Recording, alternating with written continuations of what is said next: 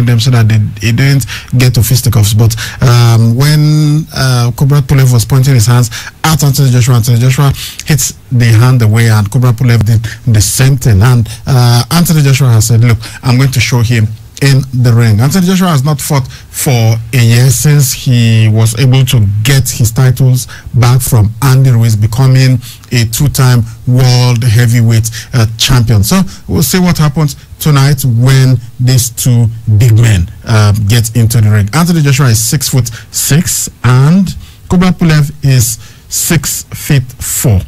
Yeah, both of them have only lost once. Anthony Joshua, of course, lost to Andy Ruiz, while Kubrat Pulev has only lost to Vladimir Klitschko. So we'll see what happens when these two behemoths get in the ring. Yeah, football, so much going on right now. We just finished watching a game, and it was heartbreak for Wolves late on. They thought they had that match wrapped up, or at least they were guaranteed of getting 1 point.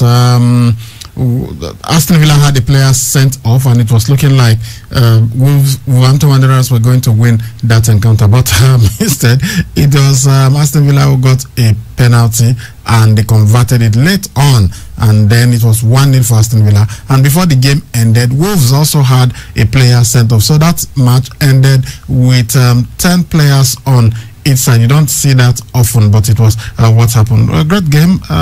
Thought Wolves had some great chances, but the Aston Villa goalkeeper Martinez was really awesome. He kept his side in the game and gave them the opportunity to score that goal late on, with which they eventually won the game. So Aston Villa beating Wolverhampton Wanderers 1-0. Of course, so many other matches were played across Europe. We'll be giving you updates of that, and then we'll be looking at the fixtures we have for today across in Europe. So mouth-watering encounters, especially the derbies. We've got a derby in Madrid, and there is another derby at Manchester. We'll be giving you all the updates from that. Yes, we'll also be talking about racism. Pierre Webo, who was in the center of that row, what happened when Paris Saint-Germain took on Istanbul Basaksehir, and you remember that match was suspended in the 14th minute, and they had to continue the next day.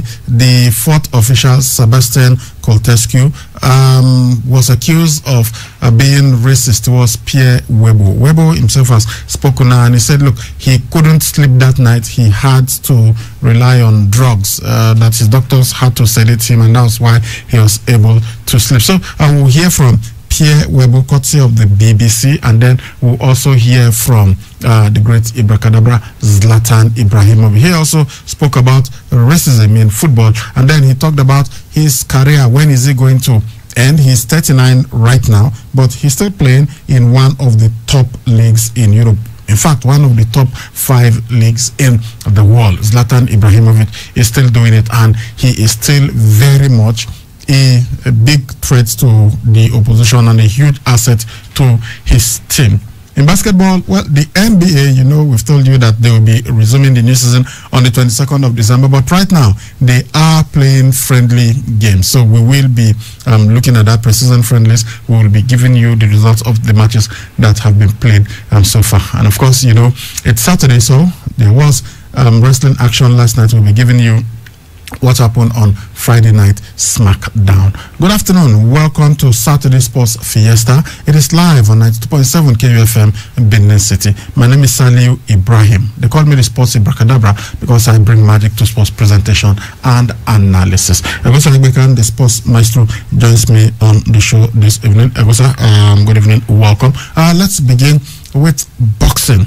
Anthony Joshua putting his titles on the line against Kubrat Pulev. That match just a couple of hours away. Yesterday we saw a feisty exchange between the two gentlemen ahead of this fight. Well, it's something that we all have anticipated, and we all have looked forward to this match. It's going to be really tough because of the pedigree of the challenger and also that of the reigning champion, talking about Anthony Joshua. This is one of the toughest opponent I would say Joshua will be meeting, because when he fought Vladimir Klitschko, although he was so experienced and they dominated for a long time, but when he won that match, it was really huge for him. And for Pulev, where people might feel, okay, he's way older than Joshua, and it could be an easy one for Joshua. Come on, it's not going to be easy tonight, and if Joshua scale through this ordeal, then it will only increase his confidence ahead of the big match coming up next year against Tyson Fury. So whichever way this fight goes today, I won't be surprised, because these two guys, they are big and they've got fantastic records among the two of them. Their stats are there to speak for themselves. So I expect a big fight. So when the weigh-in took place yesterday and they came face to face, you know, the normal stuff when it comes to weighing, charging at each other and all that. So from the way Joshua was talking, I really want to see the real one, you know, in Anthony Joshua, just as he said. So taking it easy with your opponents sometimes and feeling, you know, making them feel cool when you're supposed to close up the fight, I think it has really affected him and he has let his lesson. So this time, let's see how brutal he's going to be against Kubrat Pulev. But I see him as the favorite, but it's not going to be easy for him to just walk past Kubrat Pulev without having issues. But I hope he comes out strong so that he'll be the man of the moment come next year. Anthony Joshua is the favorite, and look, if you are an interested party in boxing, you feel that the prospect of Anthony Joshua versus Tyson Fury, or whoever is going to be the WBC champion, because it's not a guarantee that Tyson Fury will be WBC champion in 2021, but we've just got to wait and see. But from what we've seen, you expect that Tyson Fury, who is ranked right now the best heavyweight boxer in the world, Anthony Joshua is second. You expect that Tyson Fury would win his next fight, and then he will be free to face Anthony Joshua, assuming he is the WBA, WBC, and WBA, WBO, and IBF world heavyweight champion. But Kubrat Pulev is standing in the way of Anthony Joshua. Anthony Joshua has also said that Kubrat Pulev is a tricky customer, and he sees him as a potential banana skin. So he's got to be very careful when he steps into the ring with him. The trainer of former trainer of Tyson Fury,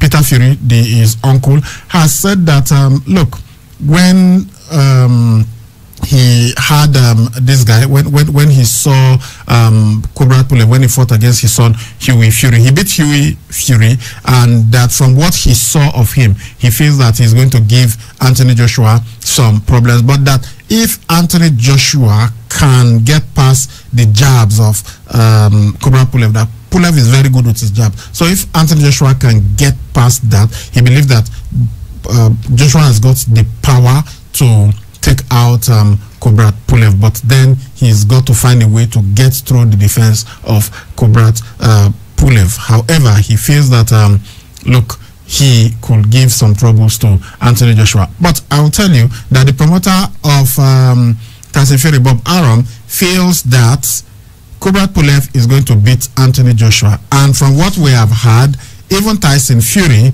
feels that Anthony Joshua will lose this fight. That is what they are saying. But hopefully Anthony Joshua gets to show them.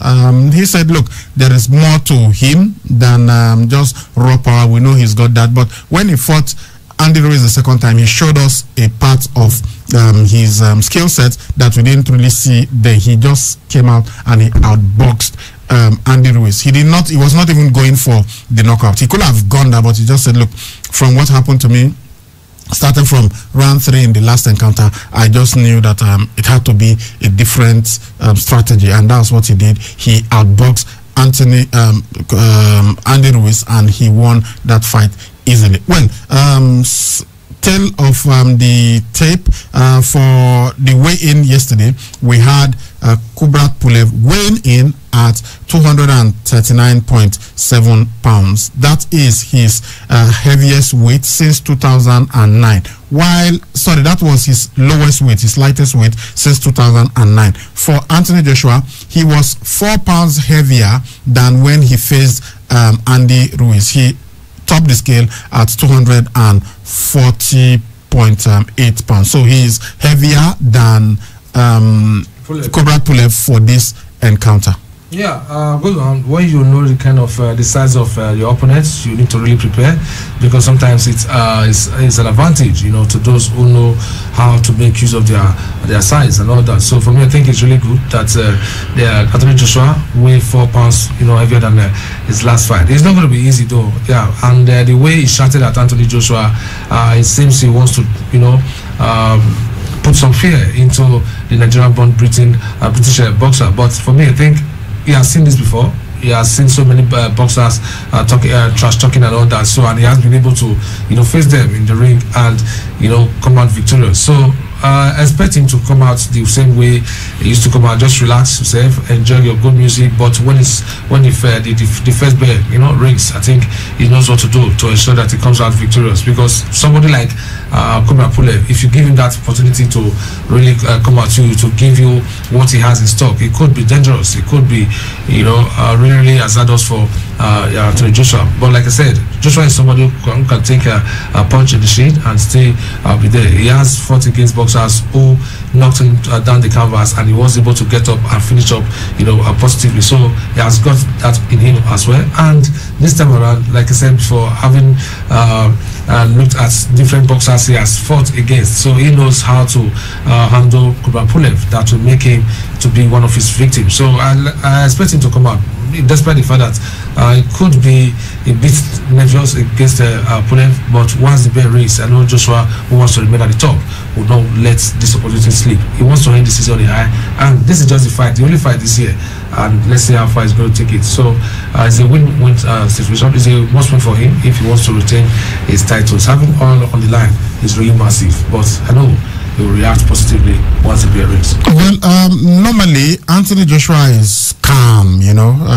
at weigh-ins and even before fights, and people were a bit surprised seeing him getting really worked up. And I'm talking back to Cobra Pulev. Look, everything was calm, but when they faced themselves, Cobra Pulev started talking, and he said, according to Cobra Pulev, that he was telling Anthony Joshua that, look, I have great respect for you. You are an Olympic champion, you are a world heavyweight champion, but tomorrow I am going to finish you. That's what he told Anthony Joshua, and Anthony Joshua responded in kind. His promoter Eddie Hearn said, look, he had to respond, and he had to let Cobra Pulev know that he wasn't taking any nonsense from him, but that he wasn't rattled. So Cobra Pulev did not get under his skin. He was firmly in control, and he was going to deal with Cobra Pulev during the fight. And he told Cobra Pulev that he's going to meet a real one. That is, he was not going to take it easy. He will show him that he is the real heavyweight champion of the world. So, tale of the tape,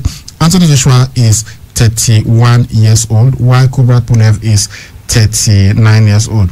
Anthony Joshua has had 24 fights, and he has won 23, with the only loss being against Andy Ruiz last year. For Cobra Pulev, he is more experienced. He's had 29 fights and has won 28 of those fights. His only loss coming against Klitschko. So it will be interesting to see what happens when these two guys take to the ring. In Nigeria, that match is going to be around 11 p.m. And I know you guys will want to stay up to watch that. Anthony Joshua usually shows much love to Nigeria. So Nigerians usually reciprocate, so we hope that he will win, and we hope, as he always does, his ring work, it will be dancing to a Nigerian tune. He's come out gyrating to Burna Boy, to Wizkid, and to some other Nigerian artists. So wish him the best of luck as he goes on to take Cobra Pulev. His titles are on the line. He is the champion, and it will be Cobra Pulev who will be chasing him. And remember that we'll have 1,000 fans in the arena, and Anthony Joshua believes that those supports, those 1,000 fans is going to be massive for him.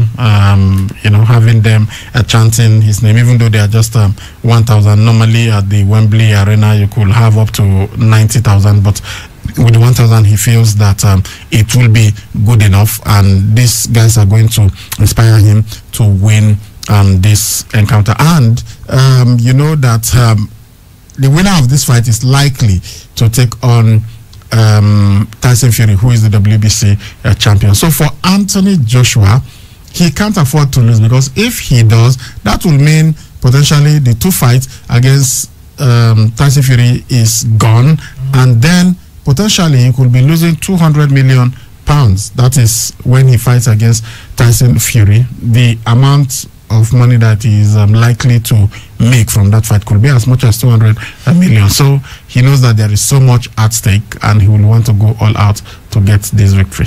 Yeah, that's the fact we are looking up to, and that's why everyone is optimistic about Joshua getting past Pulev. But like I said before, Pulev is not a kid. He's someone who is 8 years older, but both of them have one defeat in their record. So for me, it's really massive, and I see Joshua who knows how to last the distance, you know, maybe going as far as the 6th or 7th round with Pulev, but it could also knock him out before then. So looking at what is on the table for next year in the double, about, you know, with Tyson Fury, the money, the endorsement, everything that, you know, he is attracted to him now, or rather that he is enjoying right now, endorsement and whatever, from the fact that he's the #1 man in boxing. Once he loses, I think sometimes it reduces, you know, drastically, because of the fact that, yes, the best are no longer with him and so many things. It will not switch somehow to the side of those who are having the bet, or that's the person who wants the bet. So for me, he wouldn't want that, whatever that he's enjoying right now, he wouldn't want it to sleep. You know, okay. I think we just saw the quickest goal in the English Premier League this season. I think that goal was scored under 30 seconds. Newcastle United versus West Bromwich Albion. Wow. And right from kickoff, Newcastle United have taken the lead. Yeah, mistimed kick. That was really affected West Brom, and the finishing was perfect. Perfect finish. So, it is... was just watching. Newcastle United 1, West Bromwich Albion 0. Right from the kickoff, I wonder how many West Bromwich Albion players had touched the ball. Yeah, and it is 1 goal to Newcastle United. Okay, so that is the situation in boxing. Let's quickly get to, and this is one thing I hate with this VAR now. They have to check everything. So even when you score a goal, you don't celebrate, except maybe it is a free kick and the referee tells you, okay, direct free kick, play. Okay, the goal has been given, and so the check is over. But these days you hardly celebrate. You've got to wait until VAR confirms that it is actually a goal, because you might be celebrating because you can see clearly you are onside, but an incident happened just seconds before the ball got to you, and they could just chalk it off. Anyway, since we're talking combat sport, let's just quickly give you what happened on Friday night SmackDown, and then we'll go to other sports. So our Friday night SmackDown, it began with Sasha Banks and Adam Pearce who opened the show. So the boss, that's Sasha Banks, she found that there was no contract in the folder that she was supposed to sign, and then she got mad, and suddenly Camilla appeared on the big screen, and she said she had already signed the contract, and then she will have it sent back out to Sasha Banks. And so they traded insults before Camilla said that she was the Queen's Gambit and not Tiger King. Then she said this while she was actually wearing an animal print design on her shirt. Then Sasha Banks dared her to come out for a title match that night, and then Camilla agreed, but Pearce said it's going to be the main event at the end of the night, and Camilla said okay, she was going to debut her new entrance into the ring. And after this, we had Montez Ford of the Street Profits taking on Dolph Ziggler. So Ford and Ziggler, they came back, and then before the fight, Ziggler, of course, is partner Bobby Roode, and then Montez Ford, his partner Dawkins. And so they had this match, and while it was on, Bobby Roode attacked Dawkins at ringside, and this caused the distraction, which allowed the show off that is Dolph Ziggler to hit Montez Ford with a super kick, and that gave him a victory. And later we had Big E versus Sami Zayn. Then Sami Zayn came to the ring and he was talking about, complaining as he usually does, about how he doesn't have any merchandise.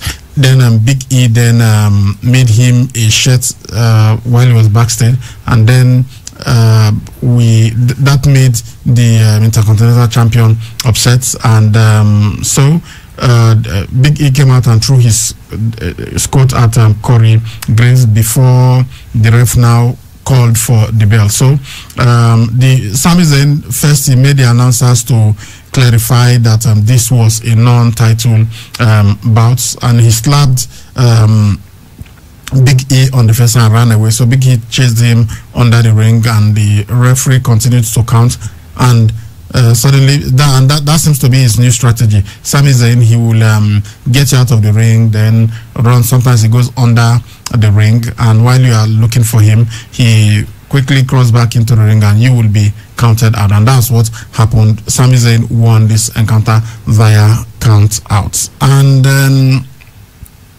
we now saw Roman Reigns and his cousin Jey Uso. They were backstage, and then Kevin Owens went to the ring. Uso then asked if we could go to get Owens, and Roman Reigns told him to go and do it.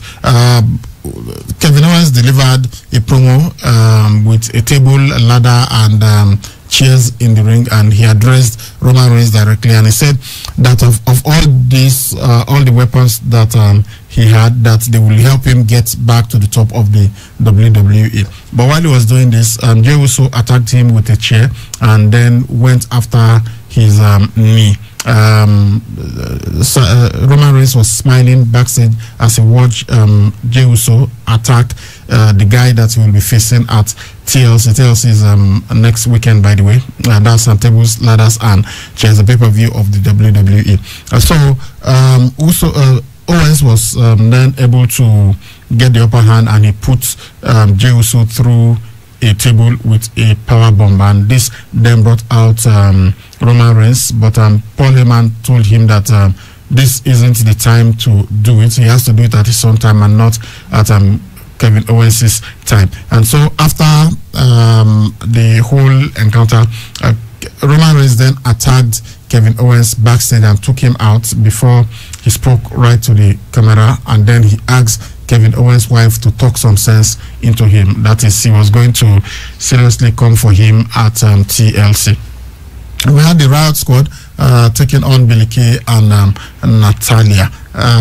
It was the Riot Squad who were able to win. So the Riot Squad defeated Billie Kay and Natalya. And tag team action, Cesaro and Shinsuke Nakamura, they took on Chad Gable and Ortiz. This fight went back and forth a bit, but eventually it was the team of Shinsuke Nakamura and Cesaro who won this encounter. And finally, we had the main events, Sasha Banks and Carmella for the Women's SmackDown Championship. So they got into this fight and went back and forth. Sasha Banks was able to counter the code of silence, and she turned it into the bank statement, but Carmella's bodyguard was able to pull Sasha Banks out of the ring while the referee was distracted, and then Banks attacked Carmella, and this got her disqualified. So Carmella then super kicked her out of the ring and pushed her she pushed her face into the ice bucket that she was using for her champagne. Then she grabbed the bottle and smashed it over the back of Sasha Banks, and then she poured herself a drink, and then she also sprayed the announcer's table with a different bottle. So these some of the things that happened on SmackDown last night. All right, back to the live match. It is Newcastle United 1, West Bromwich Albion nil. But here comes Newcastle United attacking again, but West Brom able to repel that. I think it was Sami Ajayi who was involved there. So it is just about 9 minutes play. Newcastle United 1, West Bromwich Albion nil. Okay, let's go to something now that has always been there in football, in sports generally, but it came to a head in midweek when we had the UEFA Champions League encounter. On Tuesday, Paris Saint-Germain were taking on Istanbul Basaksehir, but that match was ended in the 14th minute, and both sets of players, Paris Saint-Germain players and Istanbul Basaksehir players, they walked off the pitch. And this was because they said the fourth official, Sebastian Coltescu, he referred to Pierre Webo, who was part of the coaching crew of Istanbul Basaksehir, as a black guy.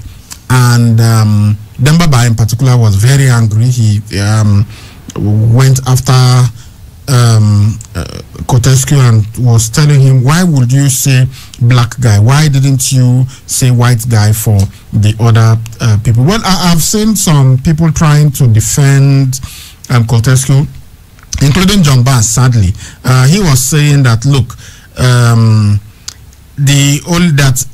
Pierre Webo was the only black guy amongst about 4 people who were there. So because the fourth official was trying to explain to the referee the person that was giving him trouble, that's why he said that black guy or the black guy. We're not seeing white players giving extra trouble or white people giving trouble. He's saying one of the technical crew.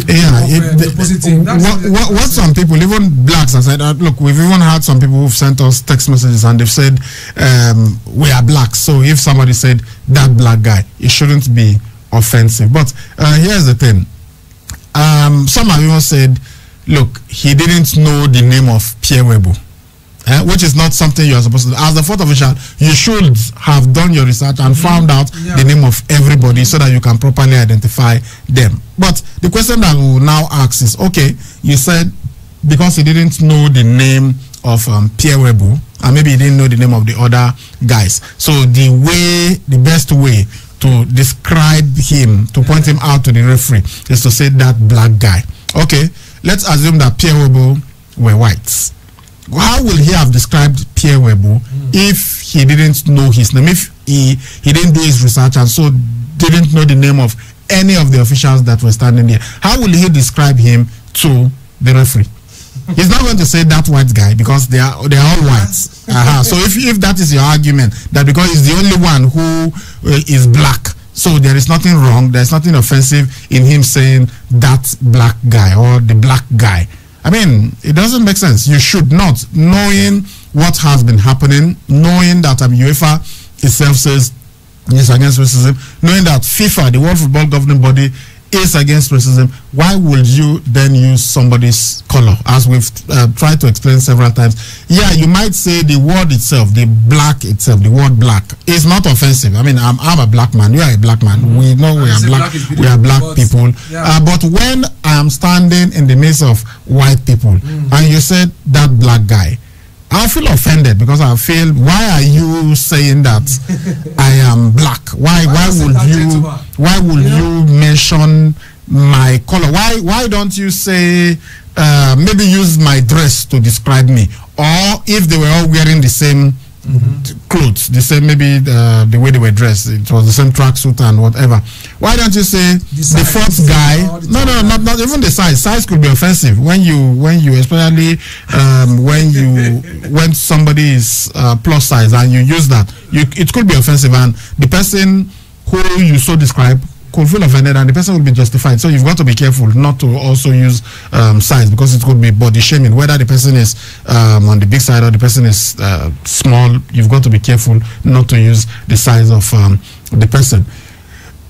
You could have said, you could have used the position, maybe the fourth guy on the left, from the left, or the guy, yes, the guy in the middle, or the guy on the side, or something. You could have used that. There are so many things you could have done, even if you didn't know the name. But it was your job as the fourth official to know the names so that you could explain to the referee or whatever.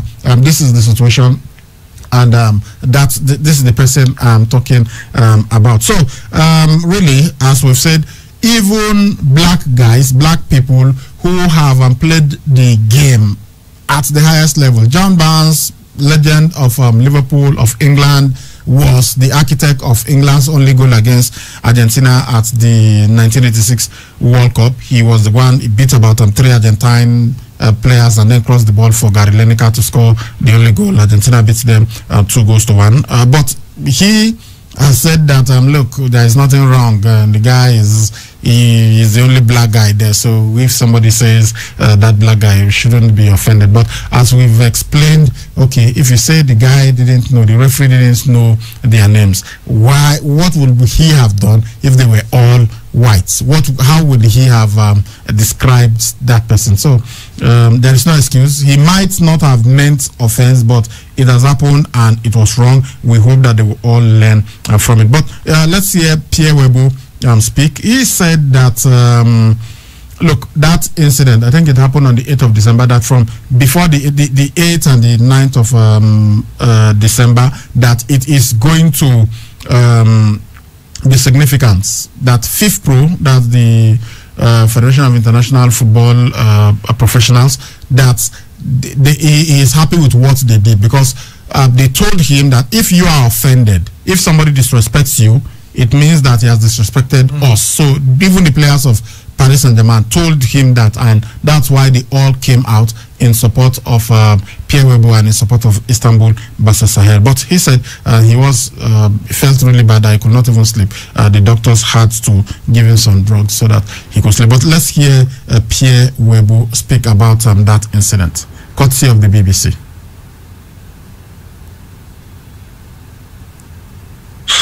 It was tough there, really, very tough. It's very stressful. It's very stressful. I saw the doctor to give me some pills to sleep. The guy said that they don't want to play anymore because they didn't respect you, they didn't respect us. Do you imagine if we have 2, 3, 4 games like that?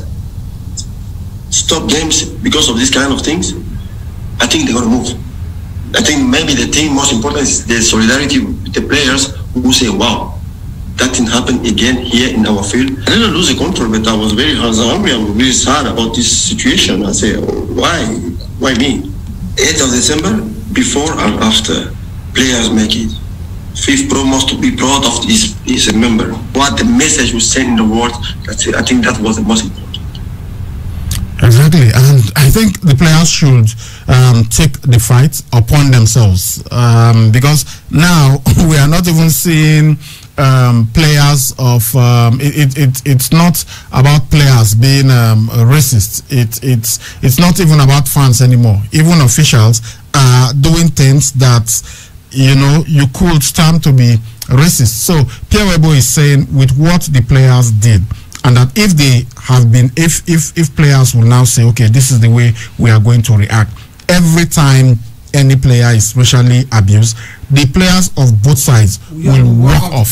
That they are going to walk off. Yeah. That if they had done this like 4 or 5 times in the past, that or from now on, if they do that, that people will know that it's not going to be accepted. If you racially abuse the player, let's say a fan racially abuses the player of one team, and even the players of that team, the players of the team that the fan is supporting, they all walk off with the other team, then the supporters will know that even our own players will not accept this. So I think it's going to go a long way in correcting this unfortunate thing that keeps rearing its head in football. But let's hear from somebody who so when he talks, we all listen. The great Zlatan Ibrahimovic, talking about racism too.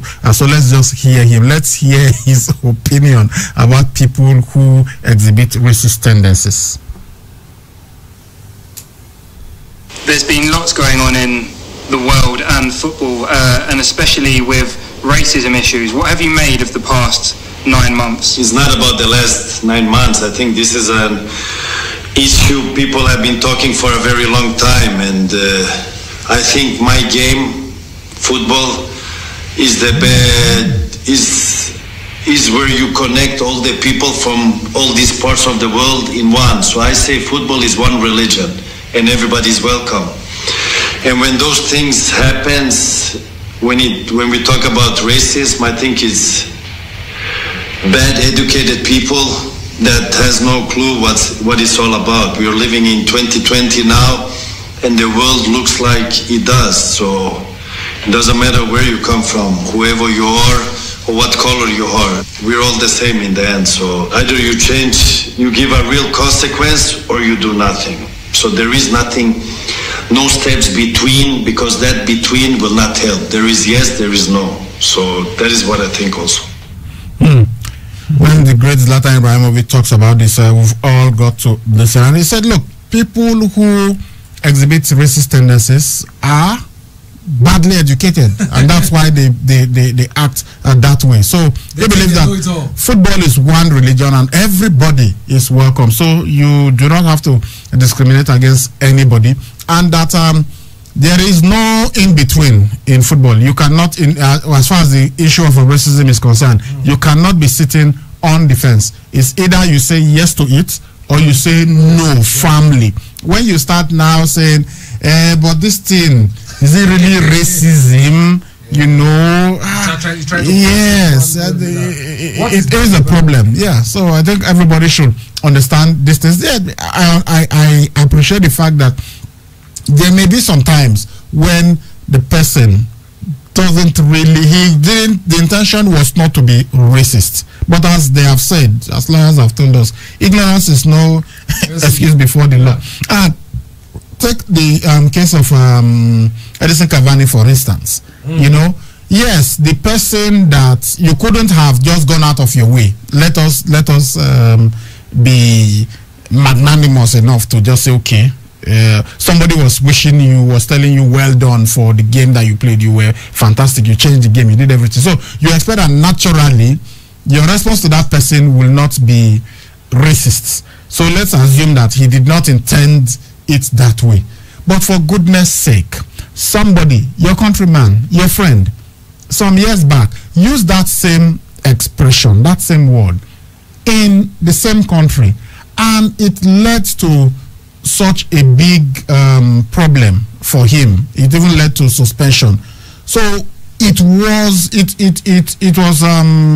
your responsibility to have educated yourself about that, even though we know that you are not racist or you didn't intend to be racist, but you ought to have educated yourself about that and not have used that same word. So people should learn, whether you want to call it political correctness or whatever, but you have to learn about this thing so that you don't just say it. You don't just go out and say something and then later you start trying to explain that, oh, but I didn't have any racist intention. It doesn't matter when you have already said it, and it becomes a very big problem. So even though somebody is black, you can't just call him you black person or that black guy. When you say that, then you are discriminatory, you know. So it's going to cause a serious problem, which is what the Romanian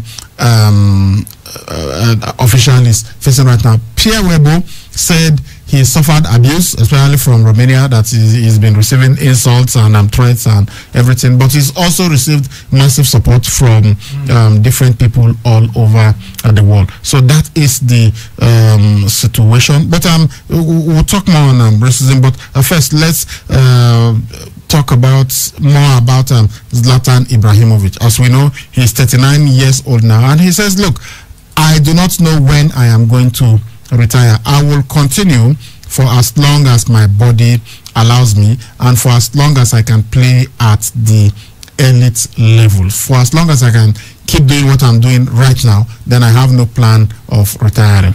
Yeah, that is what you hear from people who play like lions, and he's one of them. And if you look at what he has been able to do over the years, it tells you how strong and how consistent this guy has been. Yeah, it's so unfortunate that he hasn't won the UEFA Champions League up to now, but that is one trophy I would like. You think it's unfortunate? He doesn't see it that way. He has said, look, I will have a great career whether I win the UEFA Champions League or not.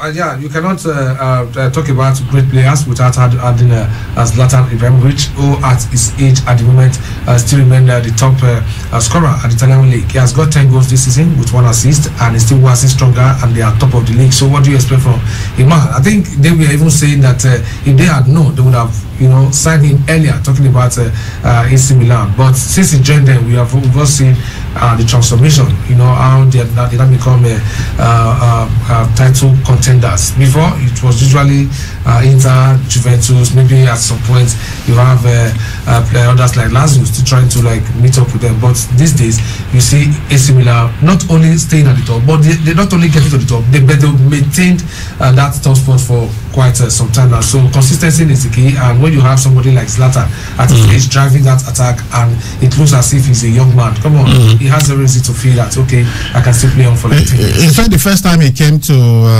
Milan to play for AC Milan, he joined a team that was fighting for the title, but now he joined a team that is trying to get back to where they belong, and that he's played across different generations, because according to him, which is facts, he played against Paolo Maldini. That's the great legendary Italian defender Paolo Maldini. Right now, he's playing with Paolo Maldini's son, Daniel Maldini. Yeah, and so he says he hopes that one day maybe he will also play with or against Daniel's son. That if that happens, then it's going to be a miracle. Come on. Before he can play with Daniel's son, that will be in 20 years' time. And then he will be 59. But it's possible. After all, our deputy governor at 51 is still a professional footballer. Kazu Miura at 54 is still a professional footballer. So who says the great Zlatan Ibrahimovic cannot play until he is 59? Well, Zlatan, we know, suffered COVID, and then he said that you know how he usually does his things. Said COVID stood no chance and everything, and eventually he had to work with the Italian government on a campaign against COVID. That was an information campaign to help prevent COVID and to help curtail it. And he asked people to respect social distancing and not to challenge the virus, because you are not Zlatan.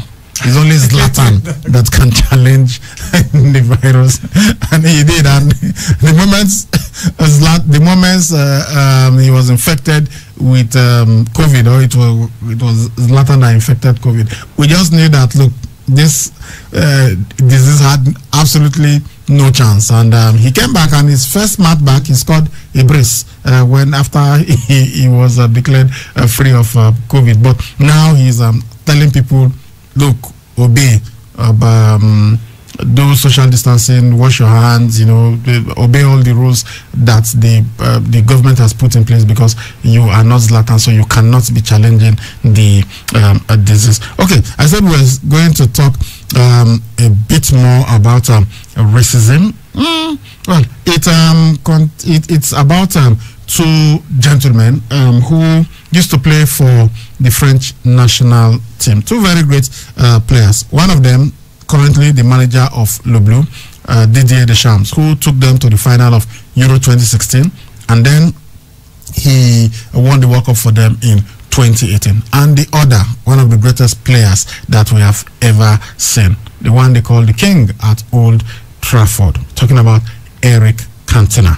Well, a defamation case that was brought to court by French national team manager Didier Deschamps against his former international teammate Eric Cantona has been declared void. The court in Paris, they ruled that the complaint had not clearly defined the case for defamation. Didier Deschamps, of course, has 10 days to appeal. Well, as I said, both of them were teammates before, but they've since had a falling out.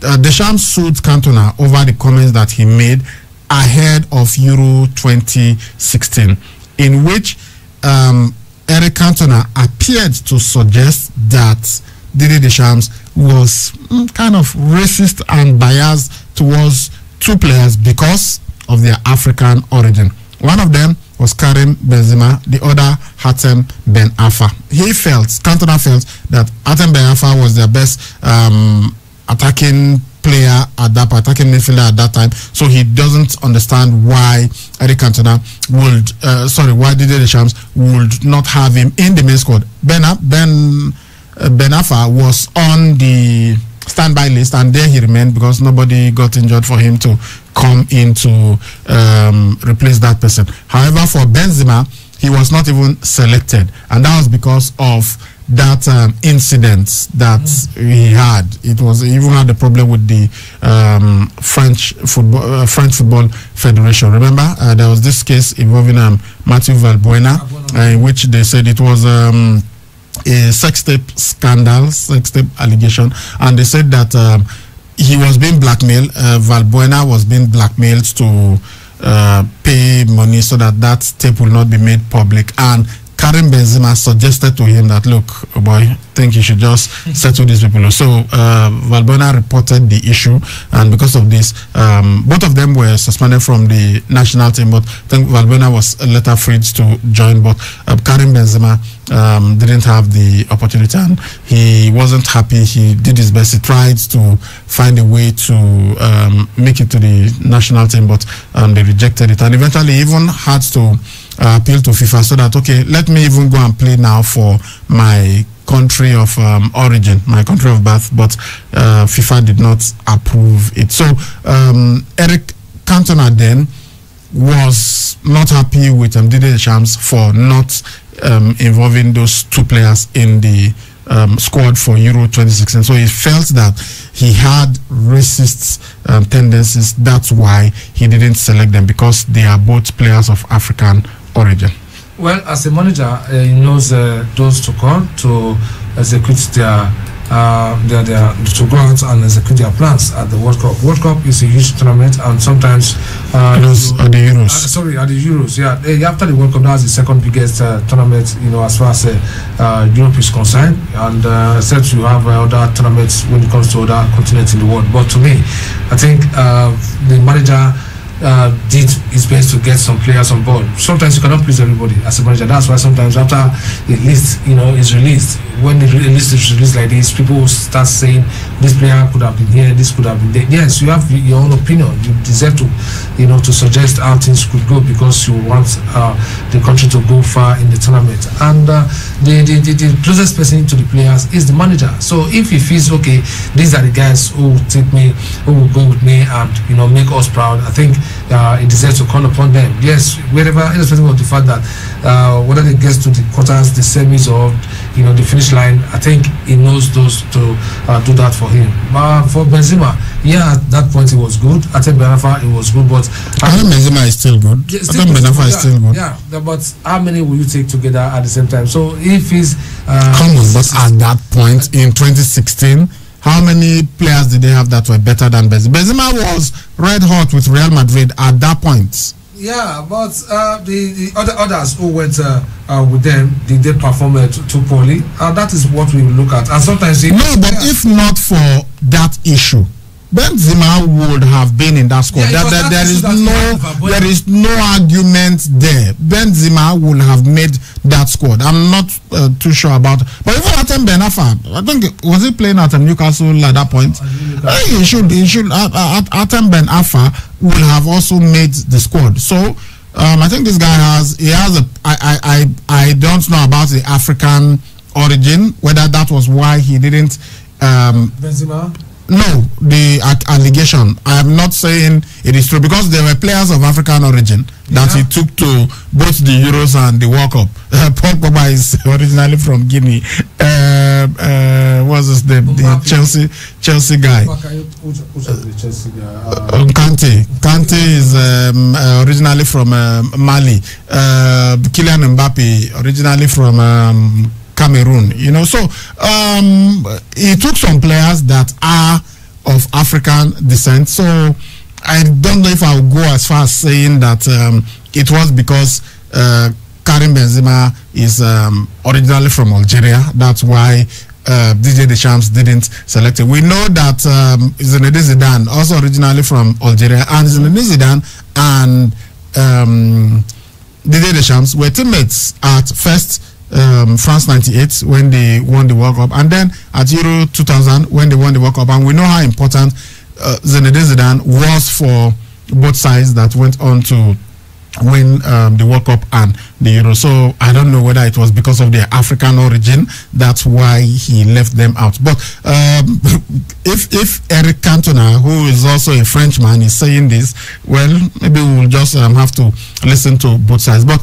Didier Deschamps was not happy at what he said, and then he took the matter to court. But the court threw away the case because they said, look, it is void. You have not proven that this guy actually defamed you by the remarks that he said. So his lawyer said that the remarks were unacceptable, slanderous, and defamatory. So that was the issue. And Eric Cantona now has said that, look, this is a victory, and he knows that he has been vindicated by the courts. And besides, Eric Cantona said he described Didier Deschamps during his playing career as a moped and a water carrier, which is basically what you say to players whom you feel don't have any extraordinary skills. All they do is just to pass the ball. But we know that Didier Deschamps was much more than that. He was fantastic player and captain for Juventus, also played for Chelsea, and for the French national team, he was the undisputed leader. You had so many great players there. Vicente Lizarazu, Lilian Thuram, Laurent Blanc, Zinedine Zidane, Marcel Desailly. All of those guys could be captains of the team, but you had somebody who was the captain of captains, Didier Deschamps. So I do not agree with Eric Cantona the way he described it. Eric Cantona himself, let us not forget that he too was kicked out of the French national team, and that's why he didn't win the World Cup and didn't win the Euro. In fact, he had to retire in 1997. Otherwise, he was a sure bet for the French national team. But because of that incident in 1995, when he Kung Fu kicked a player when he was playing for Manchester United, and was banned for a very long time, they never invited him again. You know, so that he too has been a victim of being kicked out of the French national team. So maybe he was still upset about some of these things, and perhaps because players like Didier Deschamps were in the team when it happened, maybe he felt they didn't support him enough. That's why he reacted that way, and that's why he called him some of these things, and even kind of alleged that he was racist with the way he treated those two players who are originally from Africa. Okay, so that is the situation between Zinedine Zidane and Eric Cantona, two legends of the French game, in fact, two legends of world football. All right, let's come to Africa now and talk about some issues. Not particularly pleasant, this one.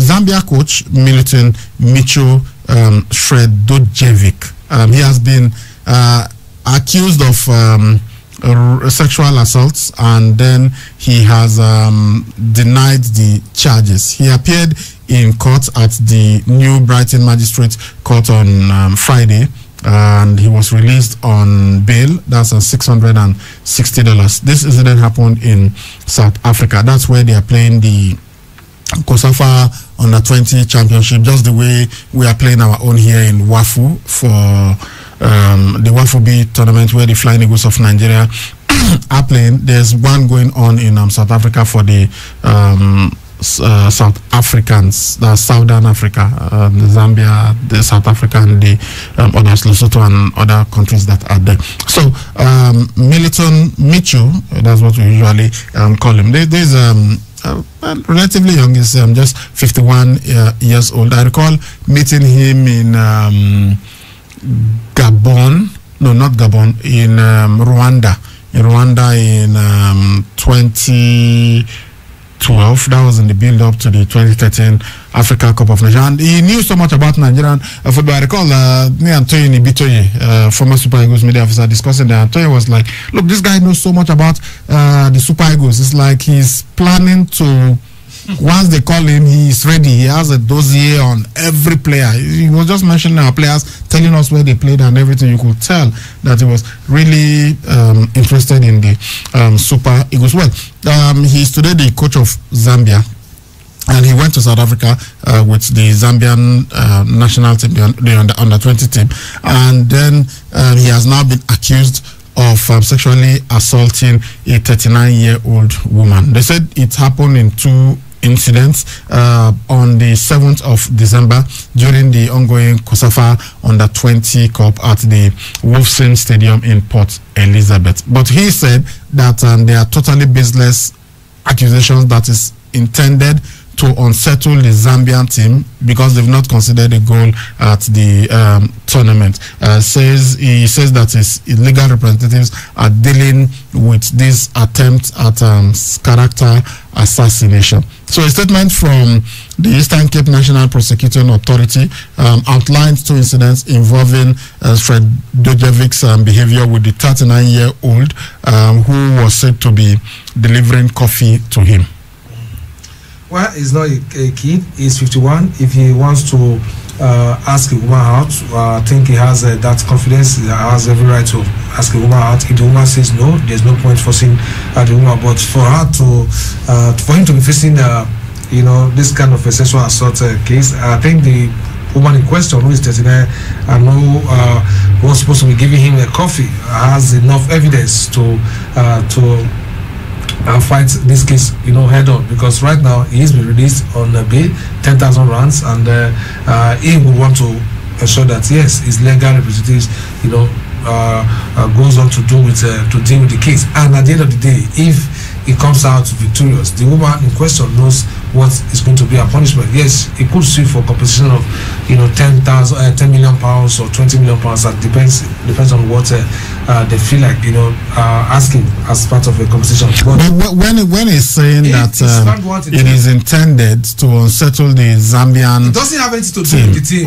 Hold on, I'm making a point. I'm wondering why he's bringing Zambia into it. He said it was intended to unsettle the Zambian team. Is he alleging that South Africa as a country or any other country, they are the ones that are behind this? I really don't get it. If you had just said, look, I am not guilty, I never touched her inappropriately or whatever, if she has the evidence, let her produce it and all that, and left it at that.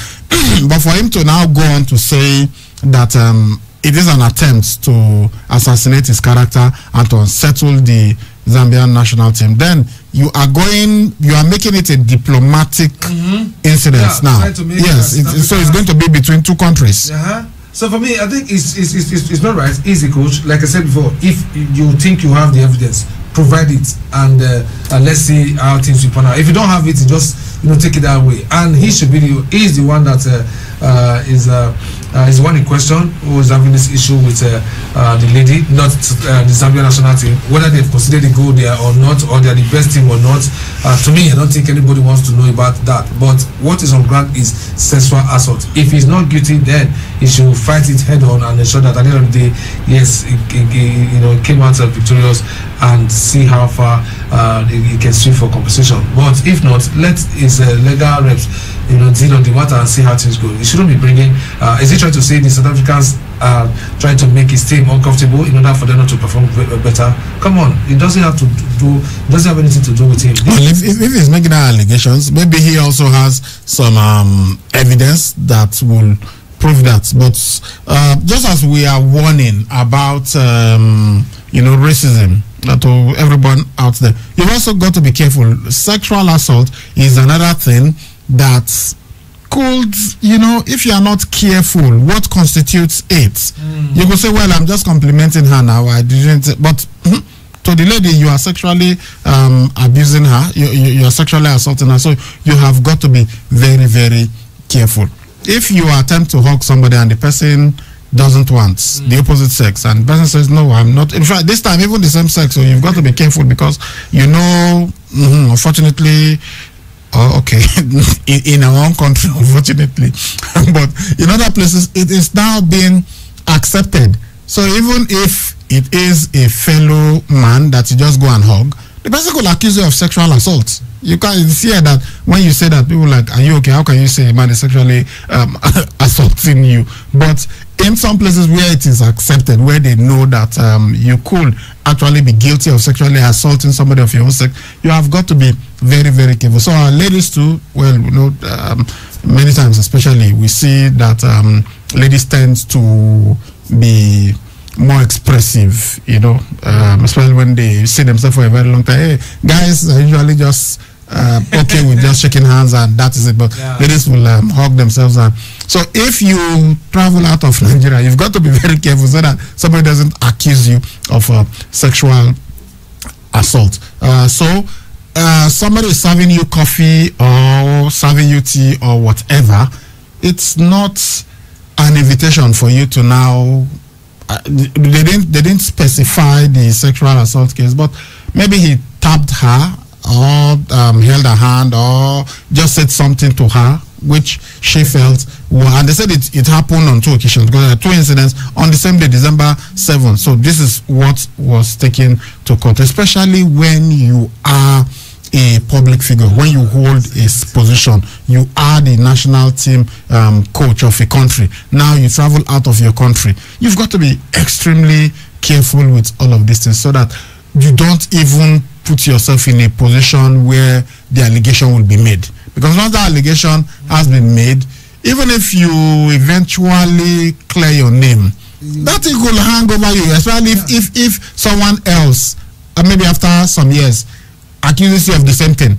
People will make reference to that first one, that it might be that this guy is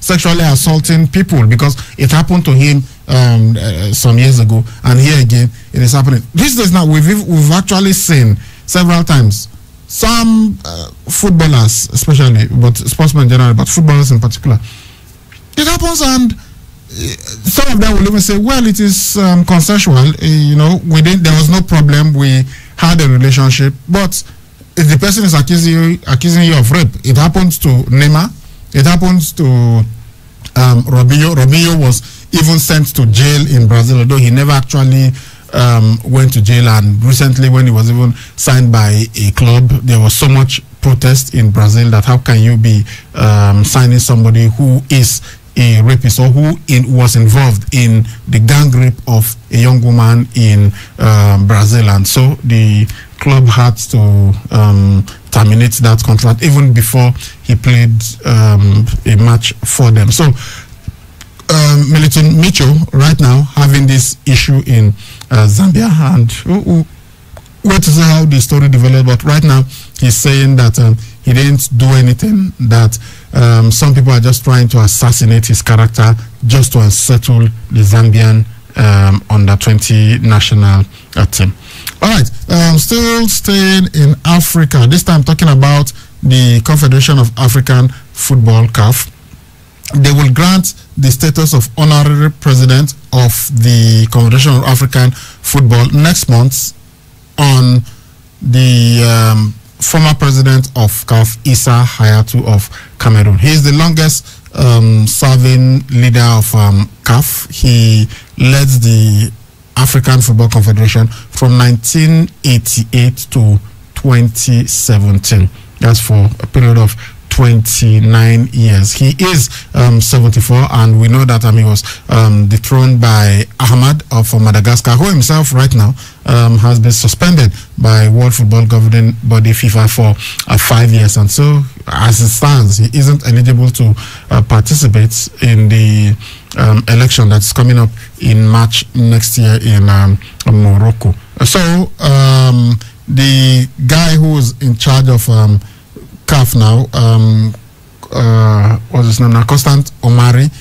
He said he was he's sad with the situation because he had to preside over the whole thing because Ahmed is not there. But the CAF is saying that Issa Hayatou led CAF for 3 decades. He had a distinguished career leading CAF, and so they're happy to make him a honorary president. World Football Governing Body, FIFA, made him a honorary vice president in 2017. So FIFA, CAF has just basically followed suit. So that's the situation. Issa Hayatou will be made a honorary vice president next month when CAF meets. So the decision to make him the honorary president was a proposal by the executive committee, which the General Assembly approved yesterday. So the ceremony, which was originally supposed to take place in early 2020, it was postponed due to the coronavirus. It's going to take place in Yaoundé on the 15th of January. This is a day before the African Nations Championship kicks off in Cameroon. So the tournament has been given the green light to go ahead by CAF's executive committee. They are satisfied that the country is ready to host after a delegation inspected the stadia, the training grounds, and the hotels in October. But there is this uncertainty over coronavirus, and it is rising. Even here in Nigeria, we're beginning to hear cases, some big well-known names dying in the last couple of days from COVID. So it is really, really serious. We've got to be very, very careful. But CAF, they hope that they are going to fill the stadia to 25% of their capacity for CHAN. And of course, the CHAN is the Championship of African Nations. It is for players that are based in their own domestic leagues. So CAF, they will also hope to keep COVID-19 infections to a minimum among the 16 teams over the 3-week-long tournament. Is going to end on the 7th of February. So the Confederation of African Football, they usually get most of their revenue from hosting tournaments, but because not much they've been able to do due to COVID, they are going to announce a loss of around $13 million for the latest financial year. Well, for me, I think this is one honor that will be given to Issa Hayatou for what he has been able to do as far as CAF presidency is concerned, making him the honorary president, and for CAF as well, talking on discussing on other issues concerning CAF itself. So for me, I think this is coming at a very, very good time, even when it comes to the African Super Cup that was supposed to be played by before now, but due to some issues, they have decided to give it another date. So the African Super Cup will now be played in they said the first half of 2021. It will be played in Qatar. They have agreed to host the competition. So it's going to be between Al Ahly of Egypt, and Al Ahly won the CAF Champions League. They will be taking on RS Berkane of Morocco, who won the CAF Confederation Cup. Yeah, that is really, really good. That's what we want to see, and I hope that that match will not be postponed again. But when it comes to the running of the CAF presidency, come on, somebody like Issa Hayatou deserves a whole lot of respect. So this time, I think it is really good that they've now taken a decision to make him an honorary president. Somebody who was there for 29 good years. Come on, if not for the fact that people felt, okay, this man has been there for too long, I think we deserve a new face, we deserve a fresh CAF and leadership and all that. That was the reason why he lost the election. He could have also gone to win that election that he lost to Ahmad, if not that people like Amajo came out to say, well, we want somebody different and all that. So the only way you can just honor that man with what he has been able to do is to give him that honorary presidency. I wish him the best. What he has done in CAF, he has really done a whole lot, but I think there's a time to start and a time to also leave, the seat. So he has left, but right now he's still getting some honors, which is one thing you get when you are a true leader. So CAF, they also approve the opening of bids from nations that wish to host the inaugural Women's Champions League next year, as well as the final of both the Men's Champions League and the CAF Confederation Cup for the next 3 years. So we wish that Nigeria would bid for the maiden edition of the Women's CAF Champions League. It will be really, really good to take them around. Although it's going to cost a whole lot of money, but I think Nigeria, if they want to do that and become the the first country to host the first edition of the Women's Champions League. That would be great, and they'll also make money from it because it's big business. So people coming from different countries to stay at different venues around Nigeria, travel, and when it comes to tourism and all that. So during the space of or during that period of the tournament, they are also going to make good money from it, and it will tell good of how Nigeria is as a country. So hosting such tournaments is something I'm looking forward to, especially when we have in Ibrahim Stadium. Come on, who wouldn't want to come to Samagoga Stadium and play? Maybe I just hope those teams will qualify, and maybe Nigeria gets to be, if they are given the bid to host, it will be massive. Massive. Okay, and just in case you're wondering, the African Nations Championship, will Nigeria be playing? Well, the Super Eagles B didn't qualify for the competition. These are the teams that made it. In Group A, we've got the hosts Cameroon, Mali, Burkina Faso, and Zimbabwe. Group B comprises Libya, DR Congo, and Niger Republic. Group C, Morocco, Rwanda, Uganda, and Togo. Finally, Group D, Zambia, Guinea, Namibia, and Tanzania. These are the teams that qualified for the African Nations Championship CHAN, and they will be playing in Cameroon next year. Okay, so that is the situation with CAF and the competitions that they are planning. All right, let's look at what's happening right now in the world of football. Let's quickly look at the live matches that are on. Right now, Newcastle United playing against West Brom Albion. As we told you, Newcastle got an early goal, so it's halftime and it's 1-0 to Newcastle. Yeah, that's the match we are following right now. But before then, there was a game earlier today. Wolverhampton Wanderers took on Aston Villa. They were beaten at the Molino 1-0. And Ben Hazi scoring that goal for them. That was a 10-minute goal. Later at 6:30, we were waiting to watch the derby between Manchester United and Manchester City. Then at 9 o'clock, Everton at Goodison Park will play host to Chelsea. Then that takes us to the Spanish La Liga Santander. Earlier today, Valencia played a 2-2 draw with Athletic Bilbao. It's 41 minutes of play right now. Itafe 0, Sevilla 0. At 6:30, Huesca will entertain Deportivo Alaves, when at 9 p.m. it will be the Madrid derby between Real Madrid and Atletico Madrid. Okay, to the German Bundesliga, it's 68 minutes of play right now. Borussia Dortmund, this is really serious. They are losing to VfB Stuttgart 4-1, and Borussia Mönchengladbach at home still losing to Hertha Berlin 1-0. Freiburg 0, Arminia Bielefeld 0, Mainz 5 0, FC Cologne 1. RB Leipzig leading 2-0 against the Werder Bremen. Then later at 6:30, it will be Union Berlin versus Bayern Munich. And to the Italian Serie A, Crotone, this was a massive victory for them.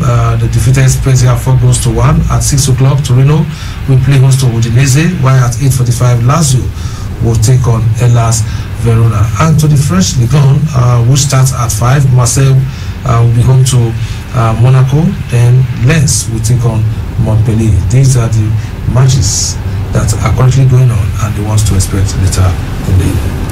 Okay, all right. And yesterday we saw the final shortlist for the Best of FIFA Awards. It's coming up on the 17th of December. That's when we know who will be the World Footballer of the Year, if you like. Okay, so let's look at those who made the shortlist. For the men, I don't know if I agree with this final three, but at least there is one that I believe will go on to win it. His name, Robert Lewandowski of Bayern Munich and Poland. He made that shortlist. Then the usual two suspects, Cristiano Ronaldo of Portugal and Juventus, and Lionel Messi of Barcelona and Argentina.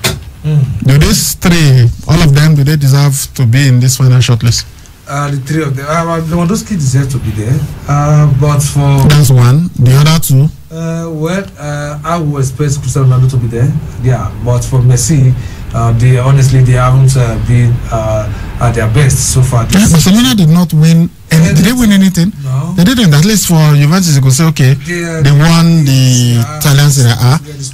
I think Cristiano Ronaldo was their top scorer for Juventus, not in the league. It was Ciro Immobile that was the highest scorer, but he was the highest scorer for Juventus. Yeah, so that's the reason why I'm looking at someone like Cristiano Ronaldo. But for Messi, because of his consistency over the years, what he brings to Barcelona as a player, I think that these are the things they just look at and say, okay, even through last season, I think he single-handedly, did his best, but it wasn't enough for him, and it wasn't. Yeah, got them far in La Liga.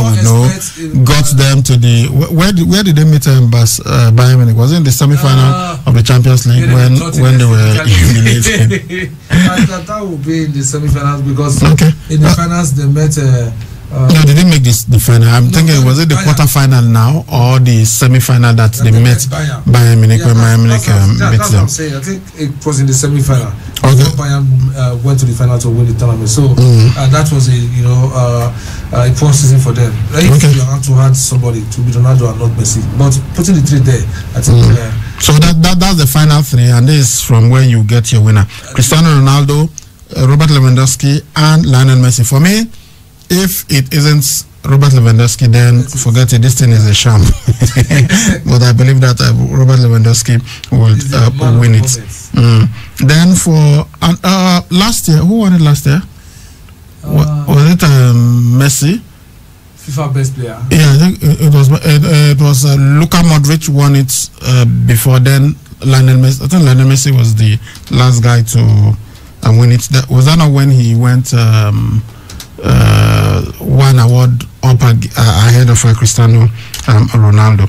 And then for the best goalkeeper, we've got Alisson Becker of Liverpool and Brazil, Manuel Neuer of Bayern Munich and Germany, and Jan Oblak of Atletico Madrid and Slovenia.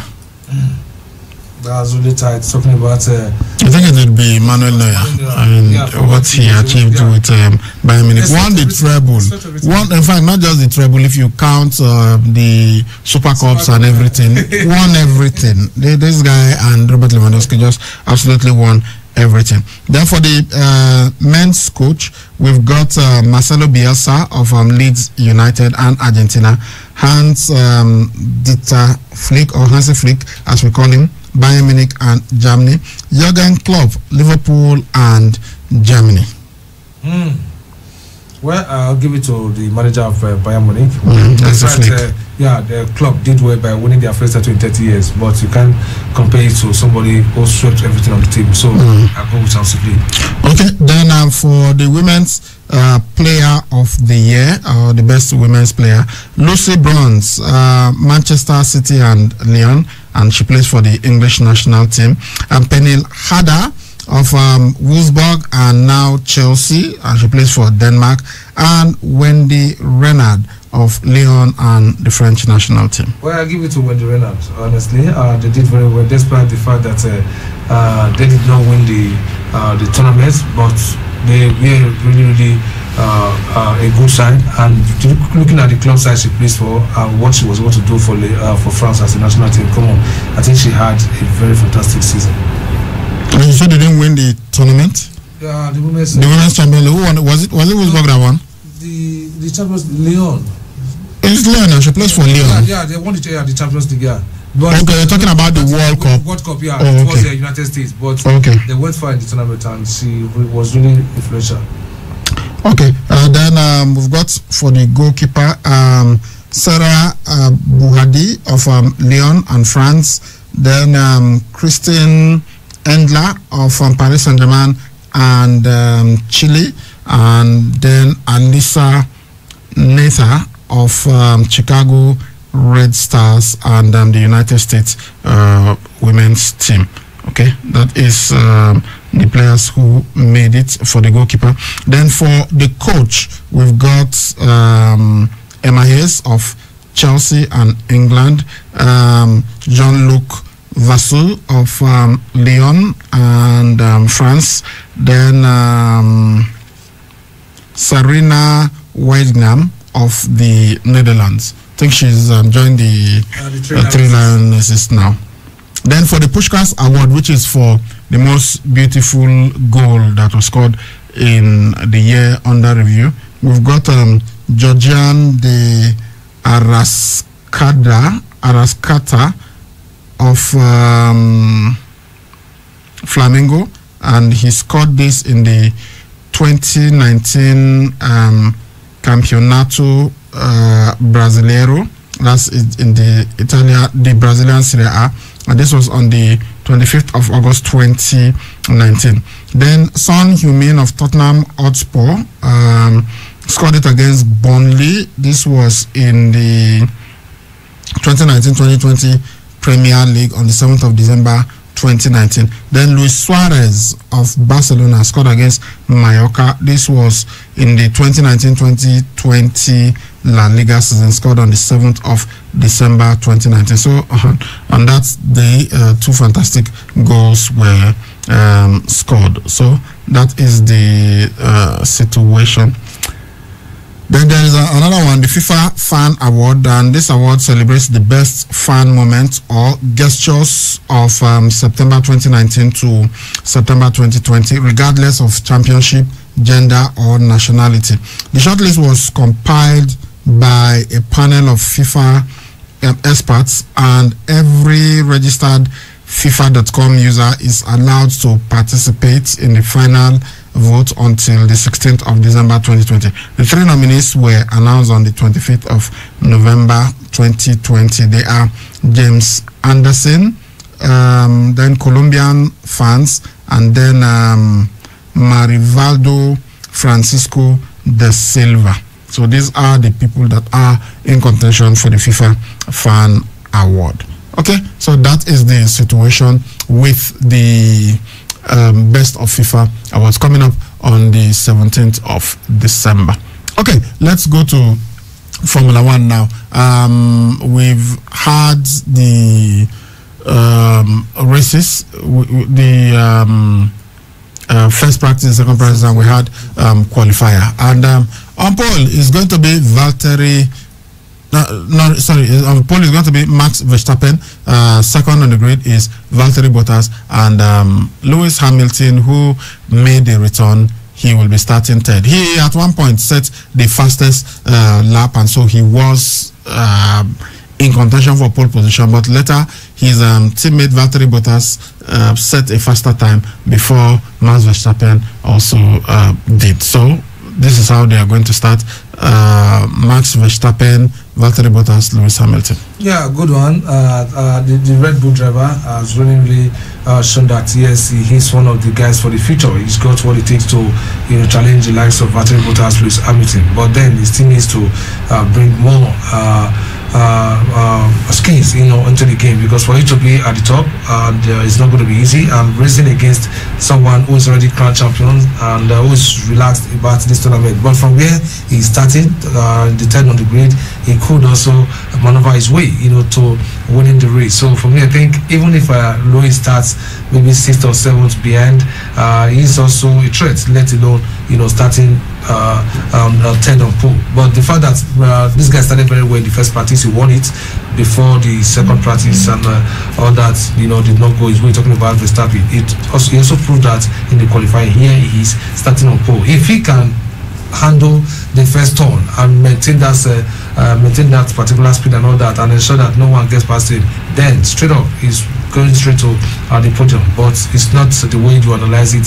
That's how it comes out as sometimes, especially when Hamilton is on the circuit. So it could go either way, but one of the three right now, will come out tops at the end of the day. It could be Max Verstappen, it could be Bottas or Lewis Hamilton winning the race. It might not be any of them. I mean, it might not be any of them. Formula One, you never know. You never know. But for me, with the kind of experiences they've got and with what they will bring into this race tomorrow, that's the reason I'm just saying. That's my personal opinion, saying one of the three of them could win it. Yes, Lewis could win the race, but Valtteri, who has been closing in on him, trying to give him tough competition, could also go on to win the race. It's the last race of the season, so I think these guys know it's something really serious to take to take home. So Amity want to end on the high, he could go for it. Potters will also want Mercedes to end on the high. But if others, like a Ferrari, and Racing Point, also bring their A game and they come out victorious, I won't be surprised. But I would say that right now, these guys, they deserve to be here and they have what it takes to finish. Back to football. It is now Newcastle 1, West Bromwich Albion 1. West Bromwich just equalized a couple of minutes ago through Furlong. So it is now 1-1 in this encounter. All right, so I'm talking football now. Here in Edo State, the CMD Interprofessional Football Championship match, they won the results. NMA, that's the Nigerian Medical Association, they took on Merrymen, and that match ended in a goalless draw.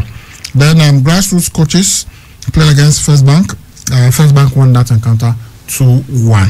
Okay, those are the results that we are getting from the CMD Cup. Yeah, well, I was there when the Merrymen took on NMA. It wasn't the enemy of last season, but I think as the tournament progresses, I'm sure they are going to get their rhythm. They are going to blend together as a team, but they still have a lot to do. Up front, they were flat, and defensively they were good, and the goalkeeper was really, really sharp. But up front, when you don't convert your chances to goals, then it's really difficult. Even the first half, there was no goal, and the coach was so mad at them, and he expected a better showing in the second half, of which same thing happened. I think I give kudos to Merrymen, I think, who are making their debut in this competition.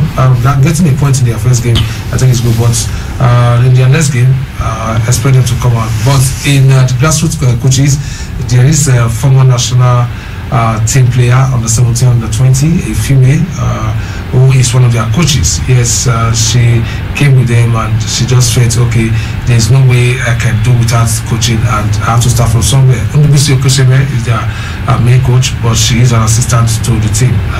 They are also good, no bad, but beaten by First Bank, I think it shows that the match was really, really tough, because in the first game it was a bit dull, but the second game I was already gone then, but I'm sure there were some flashes and all that made that produced that goal. So First Bank having an upper hand, getting 3 points, the first team to get maximum points in this game. So we expect from tomorrow more goals to reign in the competition, just like we saw last season. Okay, we are counting down to the Manchester Derby super massive game, and somebody from one of the Manchester clubs has been in the news lately, sometimes for the right reasons, but other times for some really negative reasons. Paul Pogba, Mino Raiola, his agent, said recently that he wasn't happy at Manchester United, so he was going to leave. Phil Neville recently came out and said, look, it will be best for everybody if Paul Pogba leaves, that right now he doesn't think that he will stay, so it is inevitable that he will leave. But his manager, the guy who calls the shot at Manchester United right now, Ole Gunnar Solskjaer, says Paul Pogba is doing well at Manchester United, and that he had no interest in what is happening outside of Manchester United at the moment. That Paul Pogba trains regularly, he trains without issues, unlike some players before. He then went on to say, well, they've left the club now. I guess he was talking about Alexis Sanchez and some other players, that those ones refuse to train, but Paul Pogba is training without any issue. So as far as it's concerned, Paul Pogba does not have a problem, and that he still got the hunger. He wants to succeed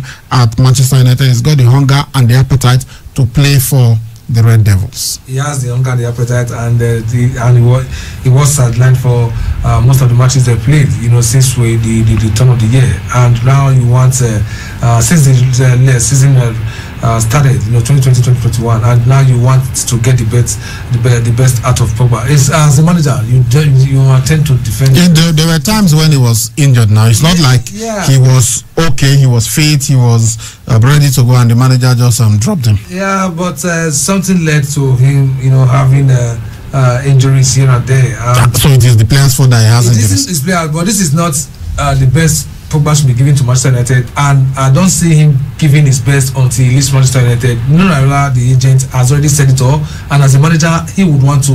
He's not Pogba. He's just an agent. He's not the player. And I know he's not an agent, but sometimes when these guys, when they talk, you see what they are saying. You need to take it. You can see it as in 70% out of 100. There have been times when agents said one thing, and then the players would like, I didn't authorize that, and sometimes they even make the agents to apologize for what they said. We've also seen players change agents because of one or two issues, but these are super agents we are talking about. So I don't think Mino will be coming out to say something like that about Pogba if Pogba is really happy. If he is really happy and focused at United, he should have been saying that right now. But as a manager, I think only this is what he has to say about his players, saying they are focused, they are hungry for titles and all that. Yeah, he's the manager. He needs to say positive things about his players. But you and I think from what the body language, from Pogba, I don't think he's really happy at the moment, and he wants to remain at United. If he wants to remain, I think I should see him send contract extension. Then that would convince me that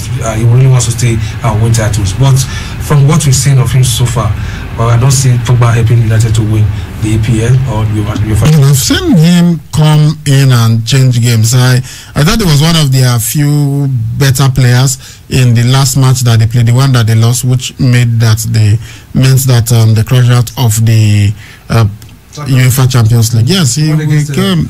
Yes, against RB Leipzig. He came and he did his best. Yeah, the team generally had too much to do, and so they could not really come back. But he's done well. Even against West Ham United, we saw the fantastic goal that he scored in that encounter. Anyway, let's go on now to another sport, and it is basketball. The NBA is going to start the new season on the 22nd of December. Preseason games are being played, and we can give you the results of some of them. Orlando Magic, they were in action against Atlanta Hawks, and it was Orlando Magic who won this encounter 116 to 112. Then we had New York Knicks. Well, they couldn't win in the league proper in the season, but at least now they are winning in preseason. They took on Detroit Pistons and they won that encounter 90 points to 84. Houston Rockets were in action. They took on Chicago Bulls. It was Houston Rockets winning by 125 points to 104. LA Clippers also played, took on LA Lakers, and it was LA Lakers who won this encounter. They got 87 points to LA Clippers 81 points. Portland Trailblazers played against Sacramento Kings. Portland Trailblazers won 127 points to 102. So these are some of the matches that were played. We've got some upcoming games later today, 12th of December. We're going to have Toronto Raptors taking on Charlotte Hornets. Indiana Pacers will take on Cleveland Cavaliers. Oklahoma City Thunder versus San Antonio Spurs. Milwaukee Bucks versus Dallas Mavericks. Yes, then Memphis Grizzlies will be taking on Minnesota Timberwolves. Denver Nuggets versus Golden State Warriors. Phoenix Suns versus Utah Jazz. Then tomorrow, the 13th of December, we're going to have Orlando Magic taking on Atlanta Hawks. Washington Wizards versus Brooklyn Nets. New York Knicks taking on Detroit Pistons. Houston Rockets versus Chicago Bulls. LA Clippers taking on LA Lakers, and Sacramento Kings versus Portland Trail Blazers. So these are just to keep them in shape, before the main season starts on the 22nd of December. Yeah, really good. Ahead of every new season, ahead of a new league season, you have to get your players in shape. That's why you have friendly matches. And for those that picked their drafts players not long ago, they have to also look at them, closely. And for those who have also traded some players. So for me, I think it's really good. But I think from the friendlies, you can see that the top teams, that will come out next year.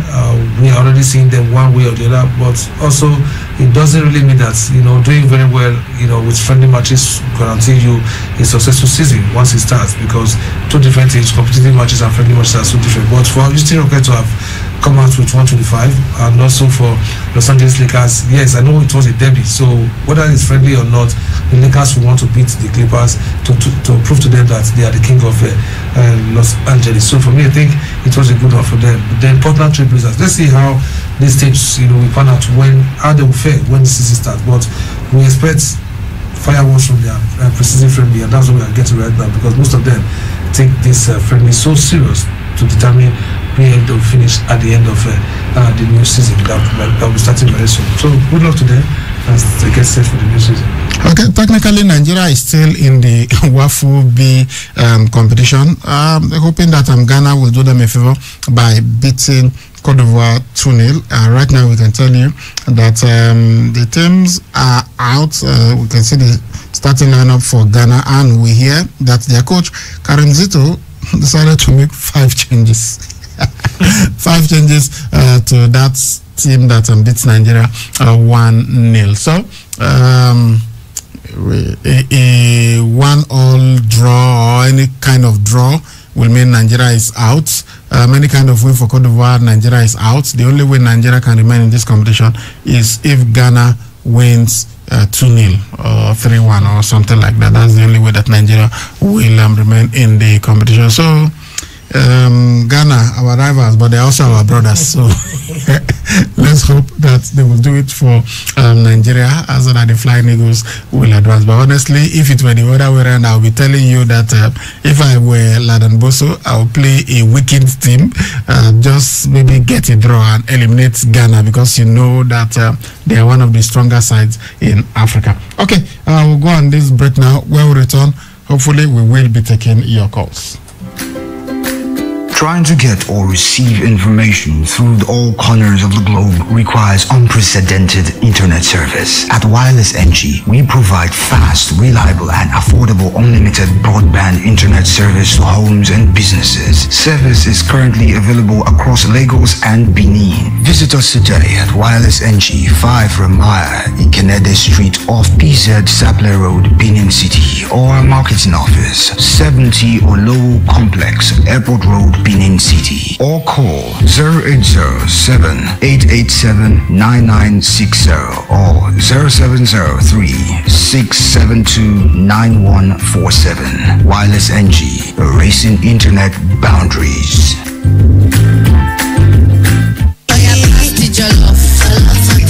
Chilling Fest, Benin City. Are you ready? Chilling Chow, in conjunction with Chilling Music, invites you to the amazing and first of its kind food challenge show, Chilling Fest, featuring games, food challenge, table tennis, PS4 FIFA, grand prize, 100,000 naira, first runner-up, 60,000 naira, and other exciting prizes to be won. Special guests, Ion the Creator, Gen 2, and many more.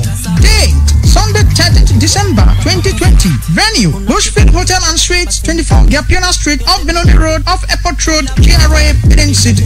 Time, 1 p.m. to 6 p.m. prompt. Gate fee, regular, 2,500 naira. VIP, 4,000 naira.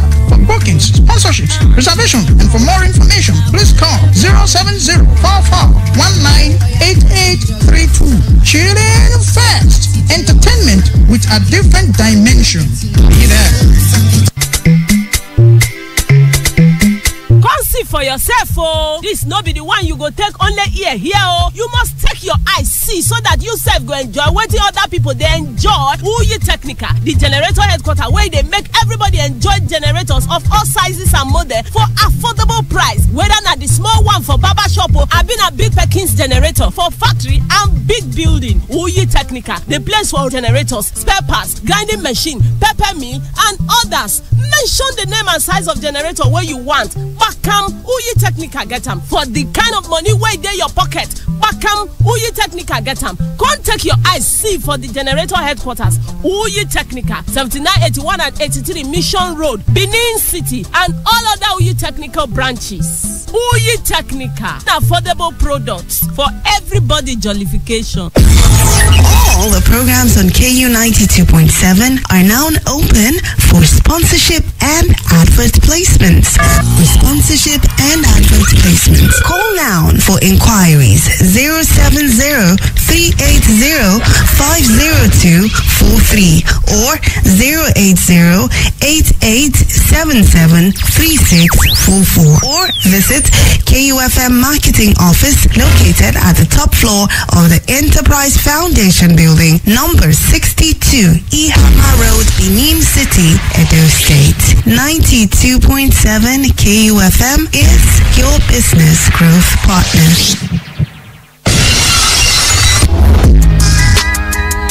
Do you know that following people without their consent is stalking and it's an offense? Don't be an offender. We give our consent for you to follow us on all our social media platforms. On Facebook at KUFM Nigeria, on Instagram at KUFM Nigeria, on Twitter at KUFM Nigeria. Check out the latest pictures and videos and catch breaking news, entertainment gist, trending issues and happenings on social media by following us at KUFM Nigeria across the various platforms. KUFM, turn on excitement.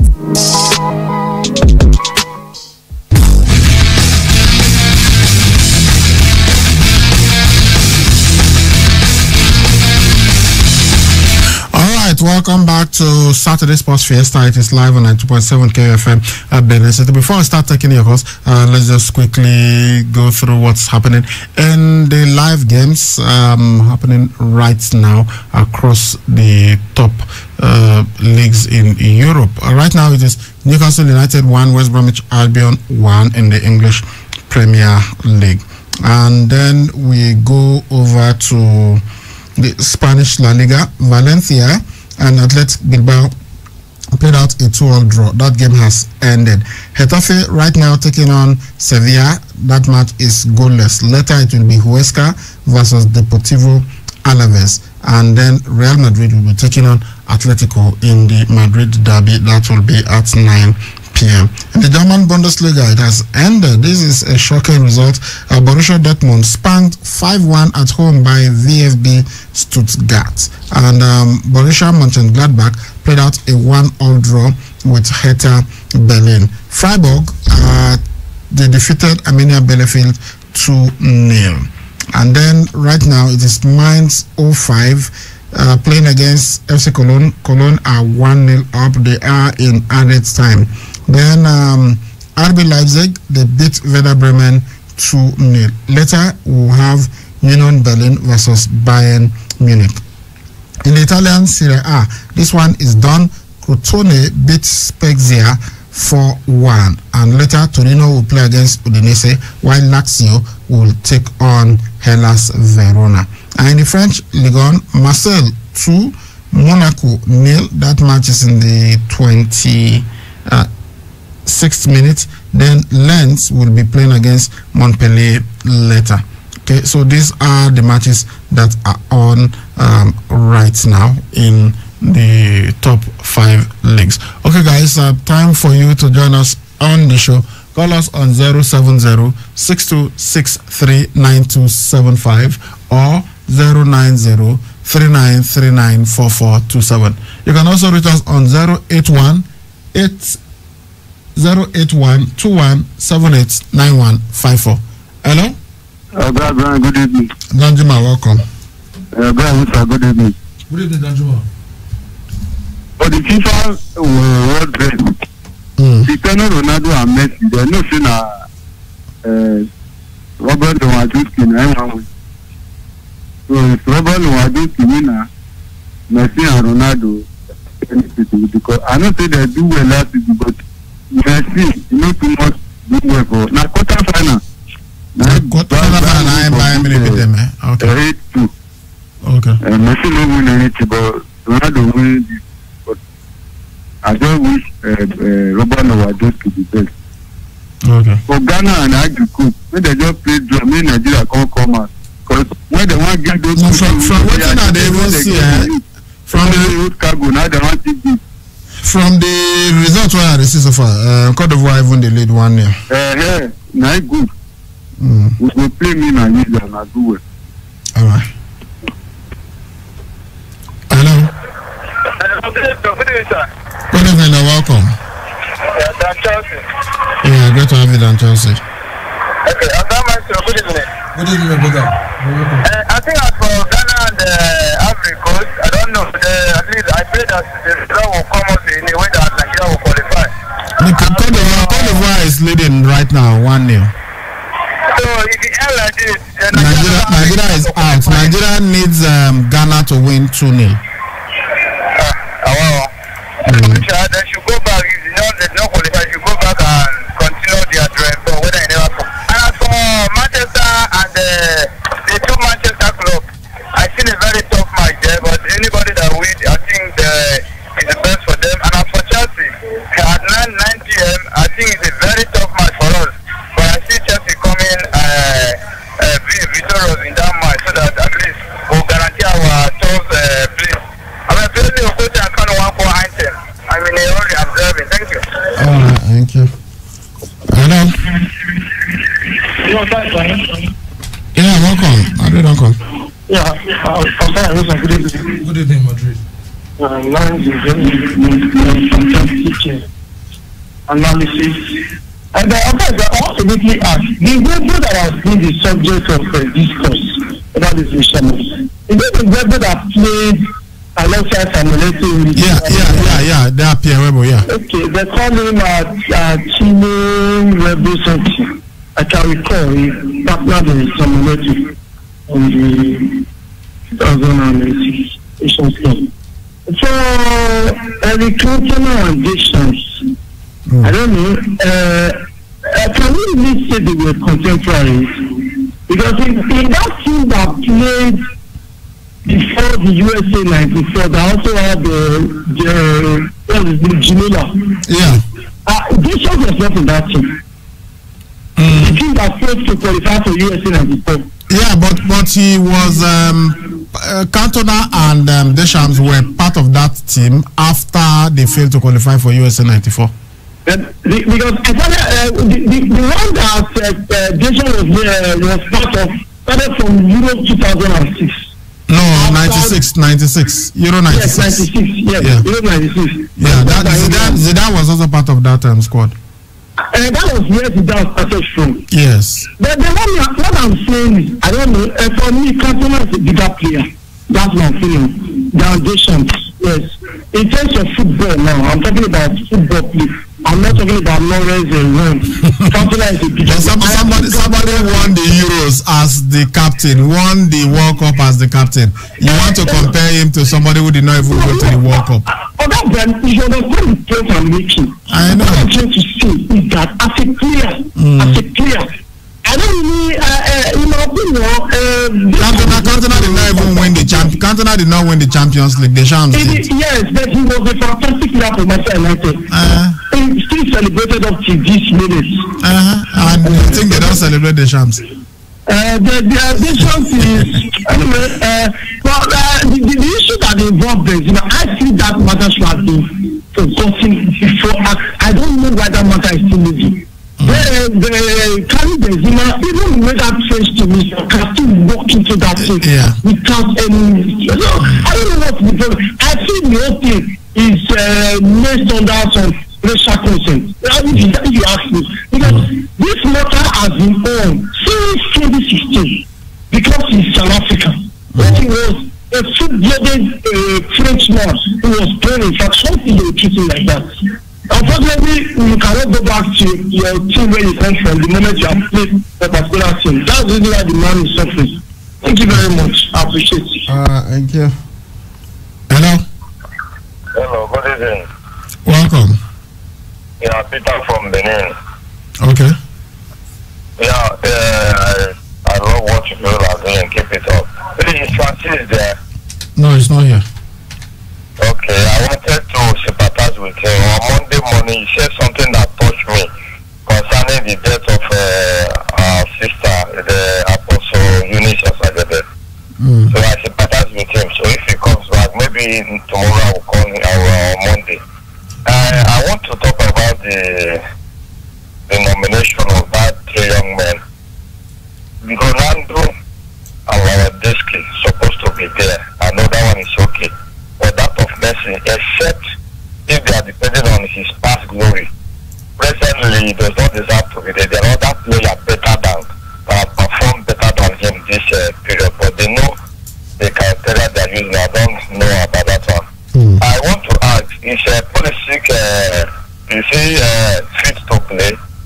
said he's fit to play. Although he suffered the hamstring injury, something about his hamstring in training, but he's fit, from what Lampard said. Okay, so play me Chelsea at 10, and then Balotelli, Mourinho, and Taggio. Thank you very much. All right, thank you. Hello. Hello, Mr. Mourinho. Welcome, Joseph. Now I'm calling from Central Road. Okay.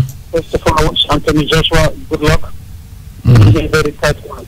Very, very tight one. I don't know. I think I see a very difficult game. Very, very difficult.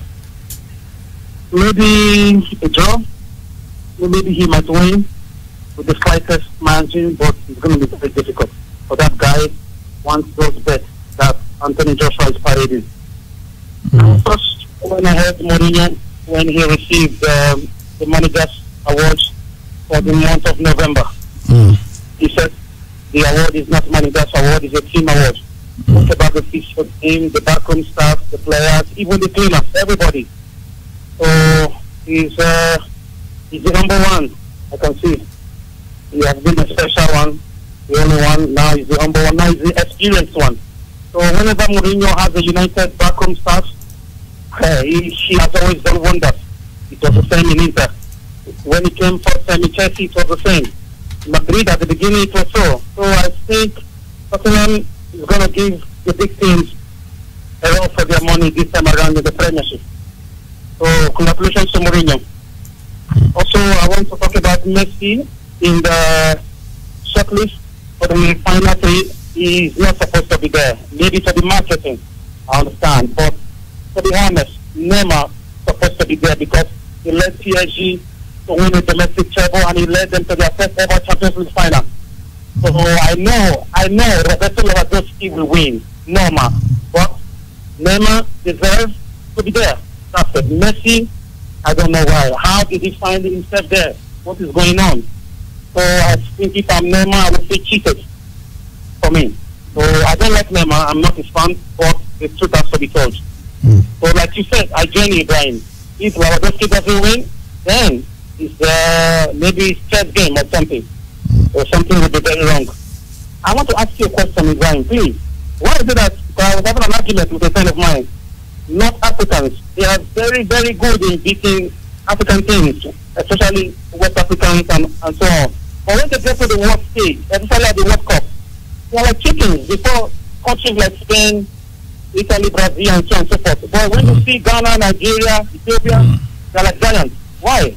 Yeah, I think it's because they have adopted the European style of play, so that kind of helps them to cope with us here, when they play against fellow Africans. But when they now meet Europeans whom they have adopted their style, it's of course when you are imitating somebody, the original will always be better than you who's aping them. Champions League and sometimes the Nations League, you would think it will be at the final or the semi-final of the World Cup. Yes. Sometimes they don't even make it back to the first round. Yes.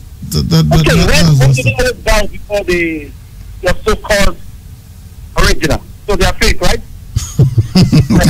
I didn't call them fake or fake. I'm just saying that I think it's because they are trying to copy those guys. So and you know they've had better organization than those of us in sub-Saharan Africa. So that's why I think they find it easy to beat us, and especially they know they bring a whole lot of gamesmanship to the whole thing. They know how to frustrate us. You know, you touch them, they start rolling on the floor, they play mind games and all of that. So that's why we find it difficult to beat them. But when they now get on the world stage, we now become more difficult for the Europeans to play because of our unpredictable style of play. But since they are copying those guys, they play mainly like them, it's easy for the European teams to beat them.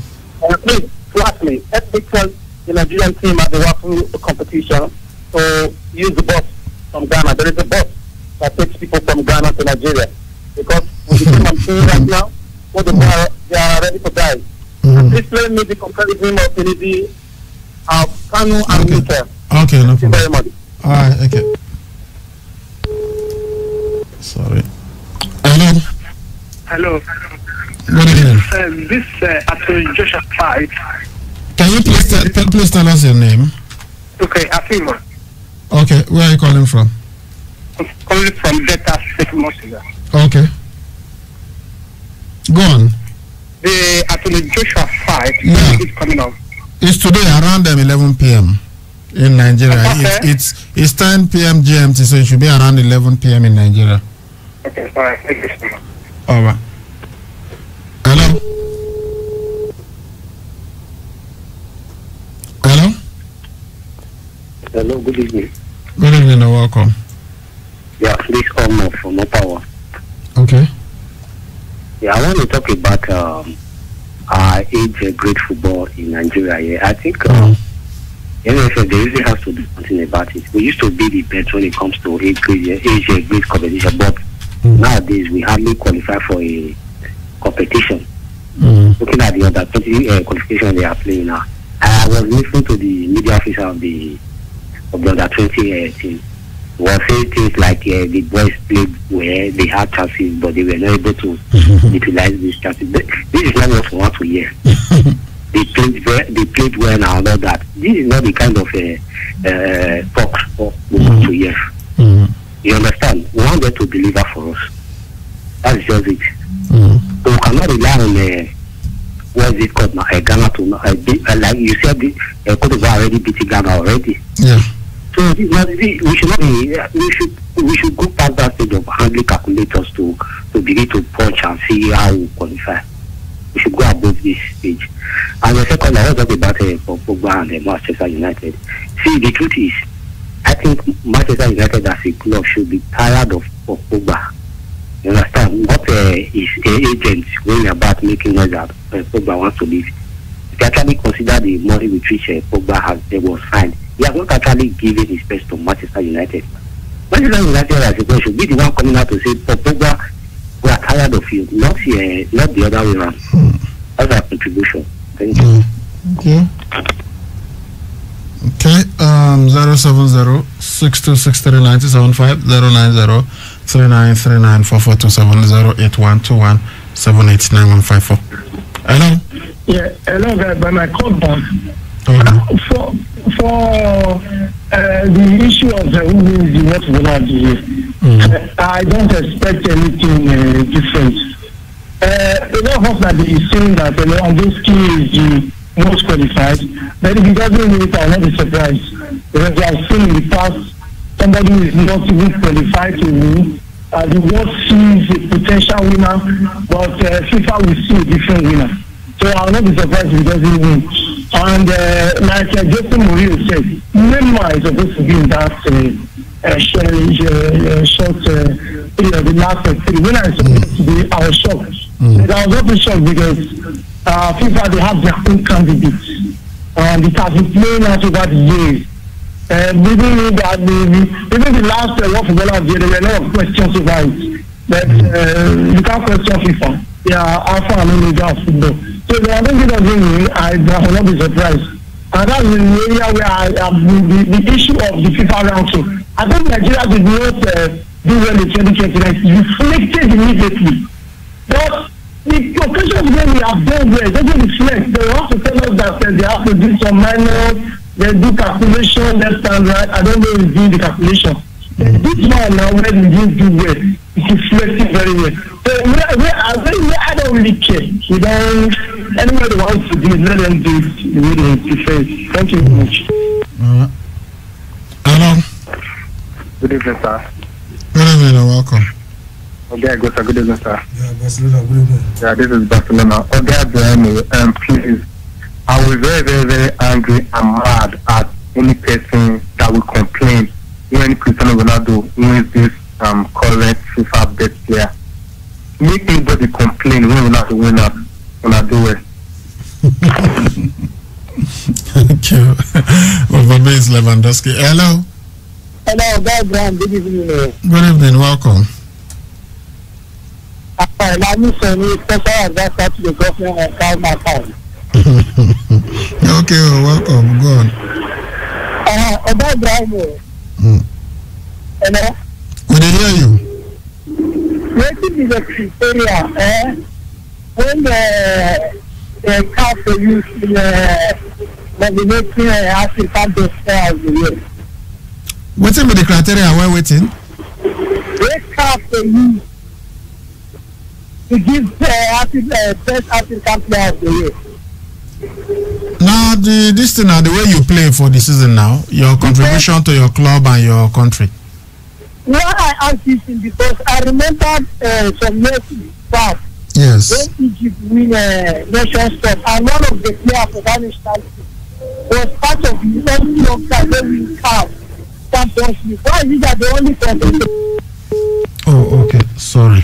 If I get what he's saying correctly, I think he's asking why is it that CAF, they don't use the CAF Champions League, they don't rate it that highly. Look, I've had my complaints about CAF and the way they do their awards. Your flagship competition is the Africa Cup of Nations. So in a year where, because the African Cup of Nations is not every year, it's once in 2 years. So in a year where you have the Africa Cup of Nations, that should be the biggest criterion for determining who will be African Footballer of the Year. Should be your best performer at the Africa Cup of Nations, and then you look at his club performance. But it seems that CAF concentrate more on the performances of African players in Europe. That seems to be what they use to determine, because if I recall from what he's saying, there was a year when Al Ahly won the CAF Champions League. Mohamed Aboutrika was there.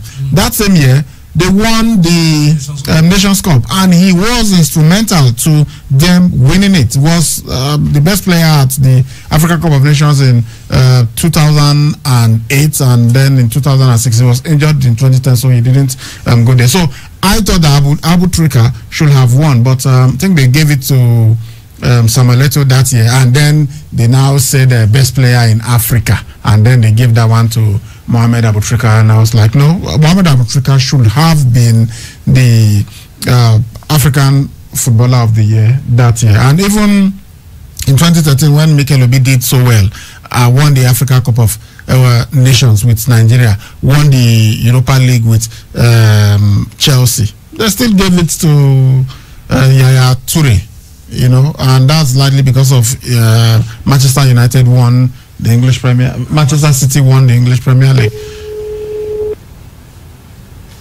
070-6263-9275, 090-3939-4427, 081-2178-9154. Hello. Good evening. Good evening, welcome. Good evening. Yeah, good evening. Alright. I want to thank you for a good job on that.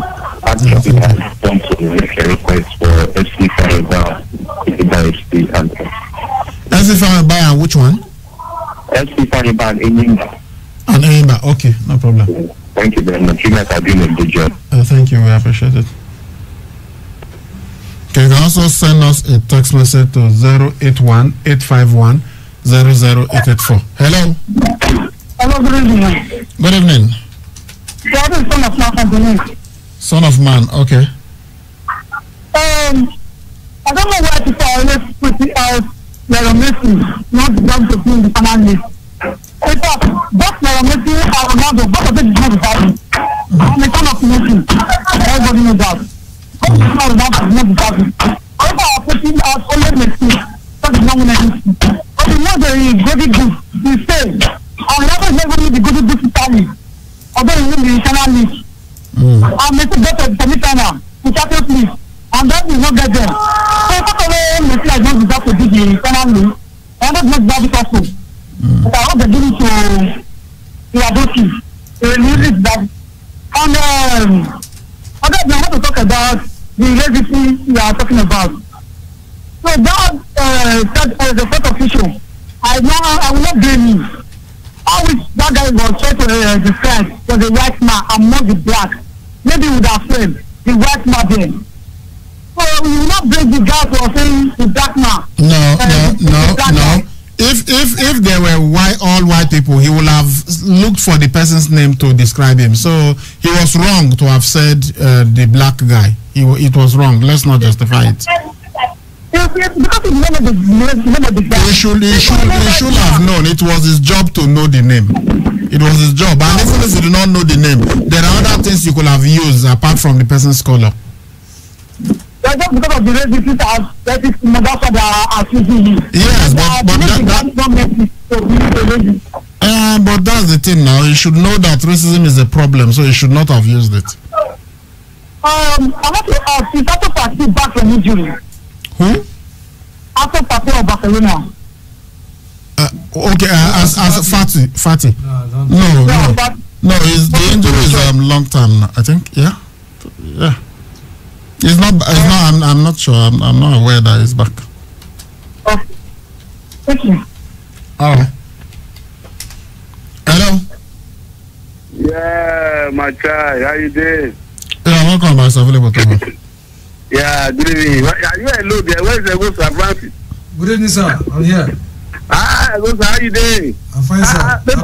Make una dey assist my person now. Okay, let's go straight to the point. We'll come back to that. Ibrahim. Good evening, sir.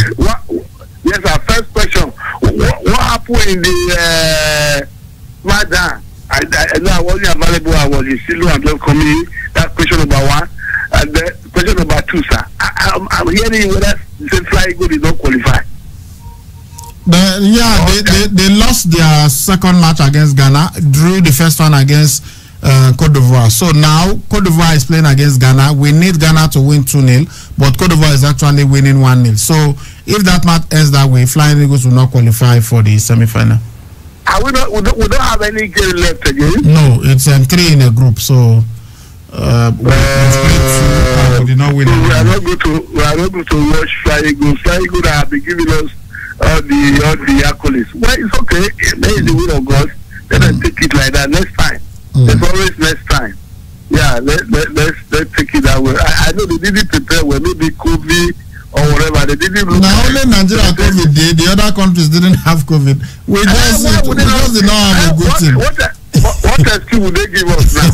No excuse. We just did not play well. I'm just happy there to have excuse to give us because it affected me now because I'm actually waiting for Fly Eagle now. Yeah, that was Nigeria. Fly Eagles of the past, though, not be recent years. They are not be doing well, but we see how Osimhen came up from there now. We know those guys that are from there. Then we'll take heart. We know that there's always tomorrow.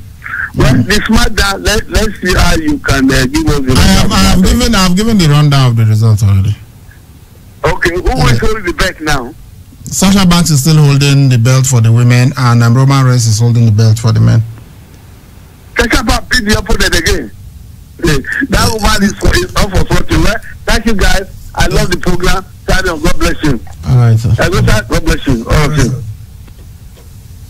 Hello. Good evening, sir. Good evening. Welcome. Good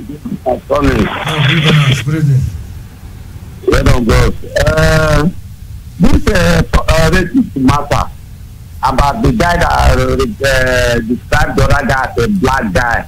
I don't know why people are not reading the meaning in the other way with what is happening in Europe. We know that there is a way you can describe somebody for that person to know that actually he is the one you are describing. But for the fact that racist is the order of the day in Europe, that white guy or whatever he calls himself also, please have made that use that way to call somebody he wants to discuss it or he wants to say that black guy. No, you know that the guy is a black guy.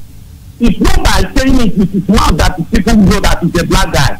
Himself can also walk to that place or please help me call back my friend. If he uses anything wrong here, must he use black guy?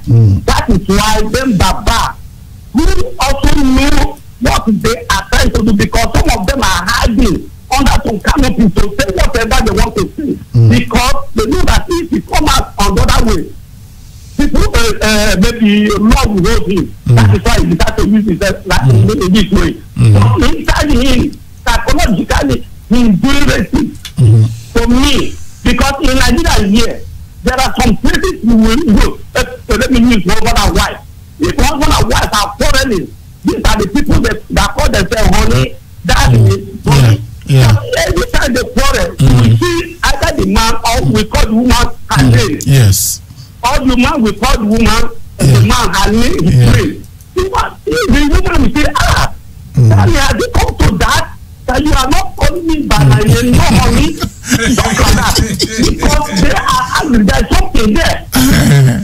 That's the way I look at it. So some of our people should try to understand what they like to learn. Let me put it that way. Who feel so serious, but to me they are not serious. It's just that we have a bad government. Otherwise, what are we going there to do? What can we go there to do? I remember back 80, we used to send money here for our people there to go out to send them, send their school fees. So what are we talking about? Thank you for the good job people are doing.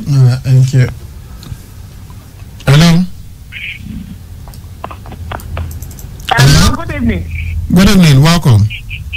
Well done. Greet everybody in the studio. Madayini speaking from Benin. Glad to have you, ma.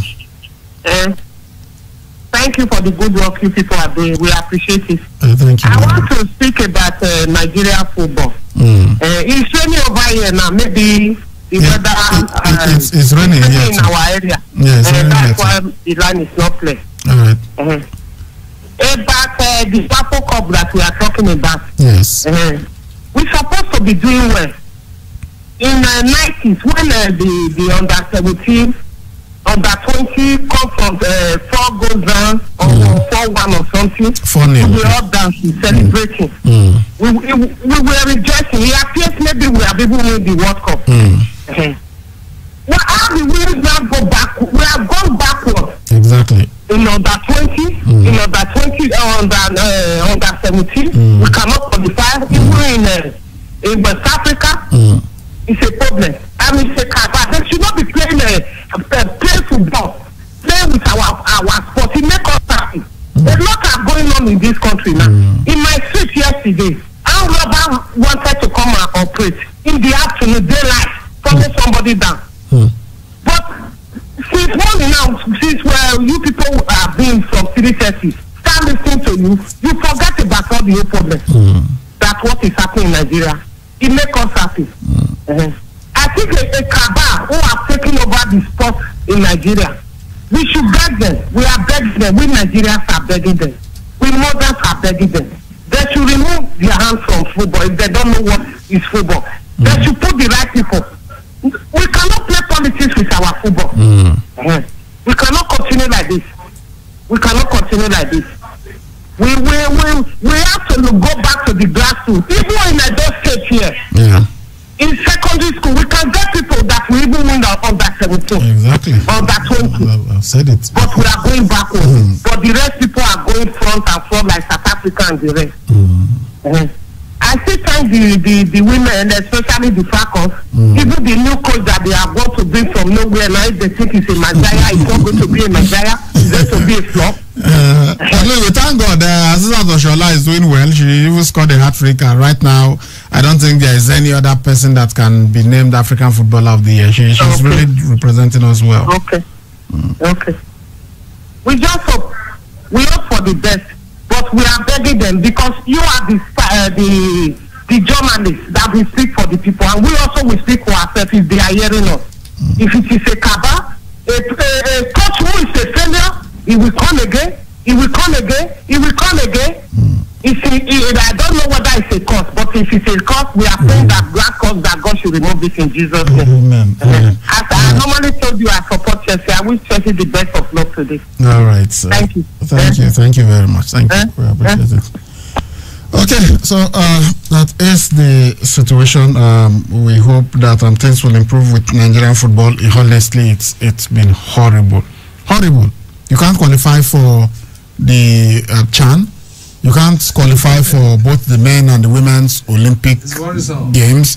You can't under 17 World Cup last time out. We saw how poor they were. This was the team with which Nigeria launched its dominance in world football in 1985. You know, Now even the Flying Eagles cannot qualify from a WAFU competition. We're not even talking about the Africa Under-20 Championship and say, okay, they went there, they failed to qualify. You cannot even qualify for the qualifiers. It's horrible. Hello. Hello. Good evening. Welcome. Yeah, good evening. KUFM. Yes, this is Saturday Sports Fiesta on KUFM. Yeah, that is Mr. Oyere, the 78-year-old man. Oh, welcome, sir. Good evening. How is everything? Fine, sir. Yeah, you can see our football. It is the sort of game we have for ourselves. They say those who fail to plan, they have planned to fail. And West Africa alone now, Nigeria cannot even qualify for WAFU. You can see that the so-called corruption has eaten so deep into our fibers that anything that has to do with Nigeria now is entered with that name. It's very, very unfortunate. All right, thank you. Thank you. Forward, we are moving backward. It's not the best. Really. If we keep doing the same thing and start getting the same result, we are doing nothing. So, until square pests are put in square holes, Nigeria cannot move forward in anything, in all aspects of human endeavor. We have made ourselves a laughing stock. It's pathetic. It's unfortunate. Really unfortunate. Well, we hope people will keep trying if they will hear. All the best. Thank you very much, sir. We appreciate it. Okay, all right. So we will be going on a break now. We'll play the anthems that you guys have requested for, and when we return, we will be taking your text messages. Okay. Thank you very much for listening. Please, let's go on this commercial, and then we'll take your anthems. Ladies and gentlemen, the Oga of them all is here again. MC Edo Pikin Undiluted Jokes and Clowns, featuring I Go Save, Mr. Macaroni, Lasisi Elenu, Gordons, Real Worry Pikin, Clip the Drunk, Josh Too Funny, Ebo Bomb, Youngest Landlord, Bro Solomon, Koboko Master, MC Casino, Mr. Paul, Kelvin Sapp, Action, Porcupine, MC Awilo, MC Alamano, The Senator, and so many more. Music by Peruzzi, Graham D, Influence Akabar, Amaze, Buju King, and many more. Get fee regular 5,000 naira, VIP 10,000 naira, and tables for 10, 300,000 naira. Date Wednesday, 23rd December 2020. Venue The Civic Center, Airport Road, Benin City. Time 6 p.m. prompt. MC Edo Pikin Undiluted. This event is packaged by Monumental and supported by KUFM. And this year 2020, those who laugh last laugh best.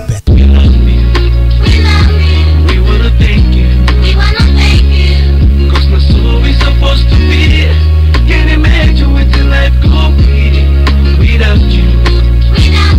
We wanna thank you. 2020 was a challenging year for everyone, including KUFM 92.7. But we persevered and excelled as an organization because we had the love, support, patronage, and cooperation of the following amazing institutions and individuals. Add Value Limited, Akin Sam Communications Company, Algorithm Media, All Seasons Zenith, Benin Electricity Distribution Company BEDC, Benson Idahosa University, Bet Pay, Big Jeff, Bishop Chris Otaegbe, Bishop Feb Idahosa, Bishop Wale Ajayi, Brand Eye Media, Canard Advertising, Catholic Archdiocese of Benin, Christ Embassy Church, Church of God Mission International, Cisco Computers Limited, Dr. Nosa Lazarus, Elevate Sports, Film House Limited, Fuel Communications, Jason International Limited, Girls Power Initiative, Global Influence Church, His Excellency, the Governor of Edo State, Godwin Obaseki, His Excellency, the Deputy Governor of Edo State, Right Honorable Comrade Philip Shuaibu, John Oko Ministry, Kada Cinemas, KUFM Fans Worldwide, Lapo Institute, Lapo Microfinance Bank, Maxi Media Global Limited, Media 100.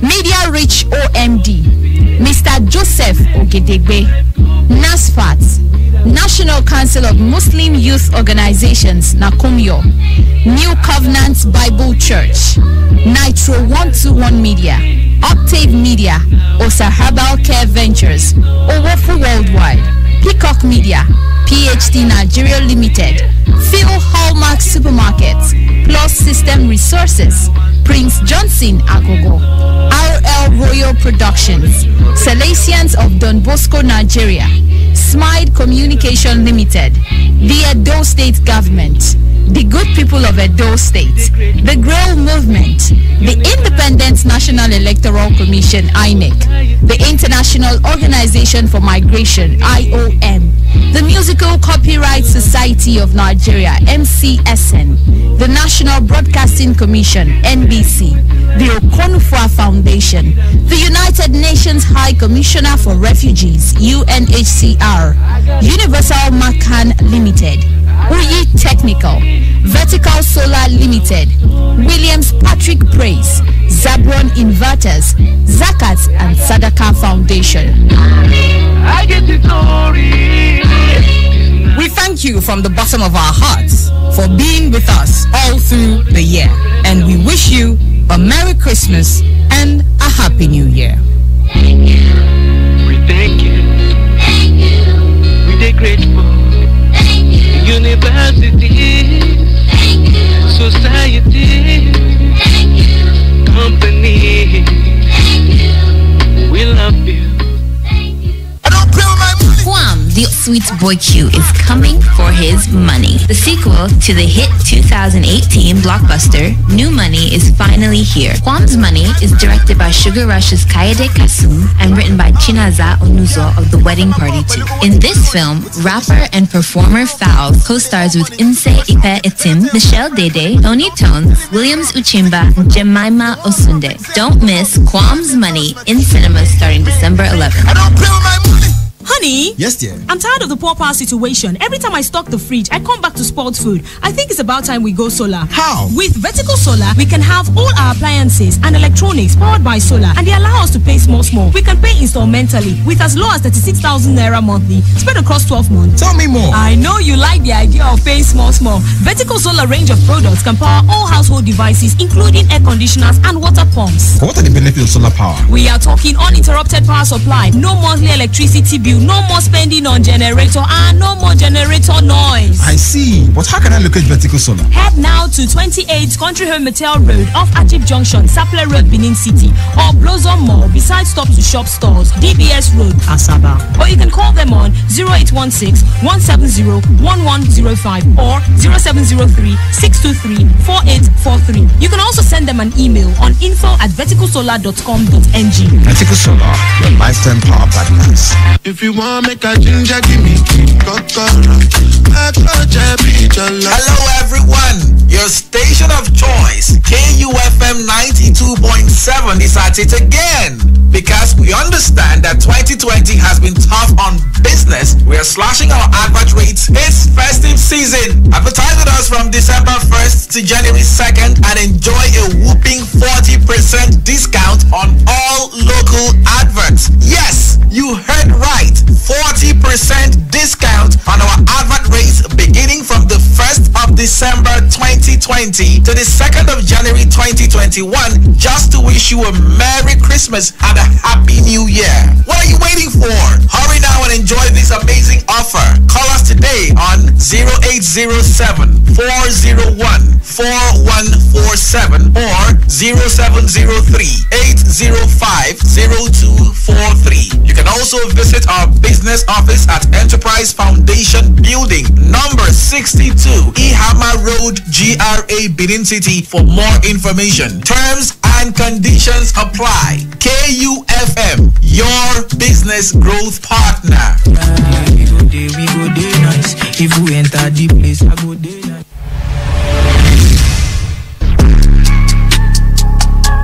Hello, entrepreneurs, business owners, and organizations. KUFM 92.7 has an impressive and constantly expanding number of followers online.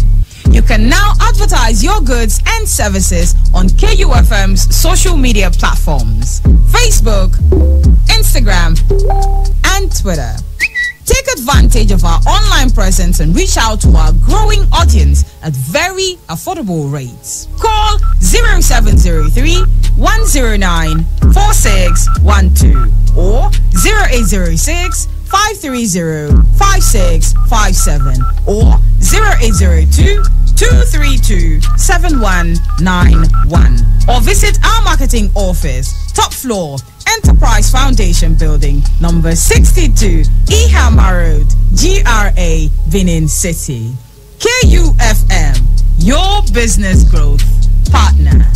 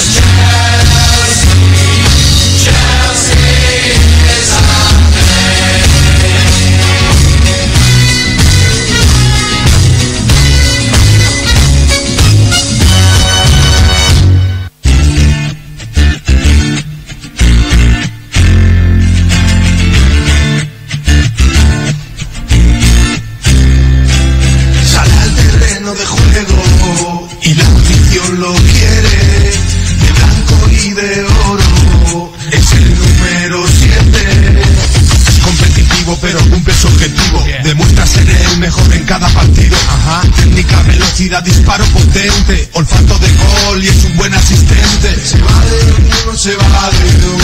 Cristiano Ronaldo mete un gol. Se va de dos, se va de tres. Le hace falta y lo vuelve a meter. Cristiano Ronaldo, Cristiano Ronaldo. El equipo rival tiene miedo cuando te ve en el campo. Cristiano Ronaldo, Cristiano Ronaldo. Rival tiene miedo cuando te ve en el campo. Nació en Portugal para ser una estrella, con la pelota en los pies luchando por ella. Juega en equipo o individual, en el Real Madrid lo queremos igual. Nos dará la décima, nos llevará a la cima. Más títulos, ¿cómo? Más títulos que no cabrán en la vitrina. La Liga, la Copa, la Champions, nos tendrán envidia. Y se va de uno, se va de dos. Cristiano Ronaldo mete un gol. Se va de dos, se va de tres. Le hace falta y vuelve a meter. Cristiano Ronaldo, Cristiano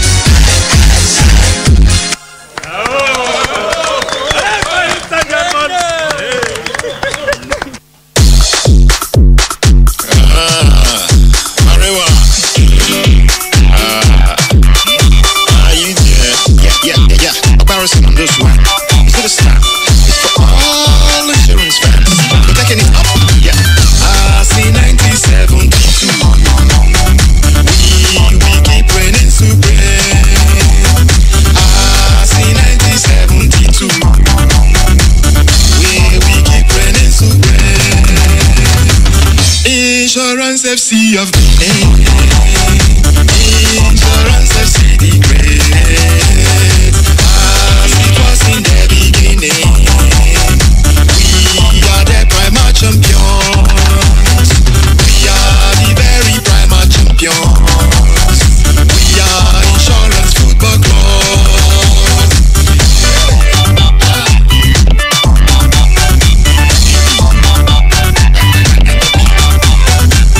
We are from Samuel, Okwemudia Stadium, our fortress, good defense to the end.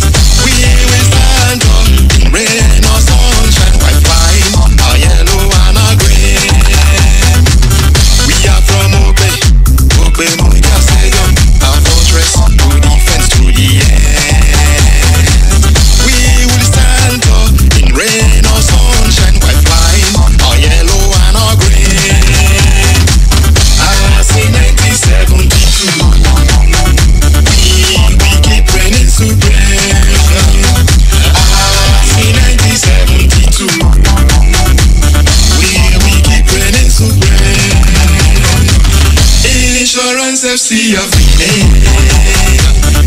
Insurance FC the great. As it was in the beginning, we are the primer champions. We are the very primer champions. We are Insurance Football Club. As in 1972, we are reigning supreme. As in 1972.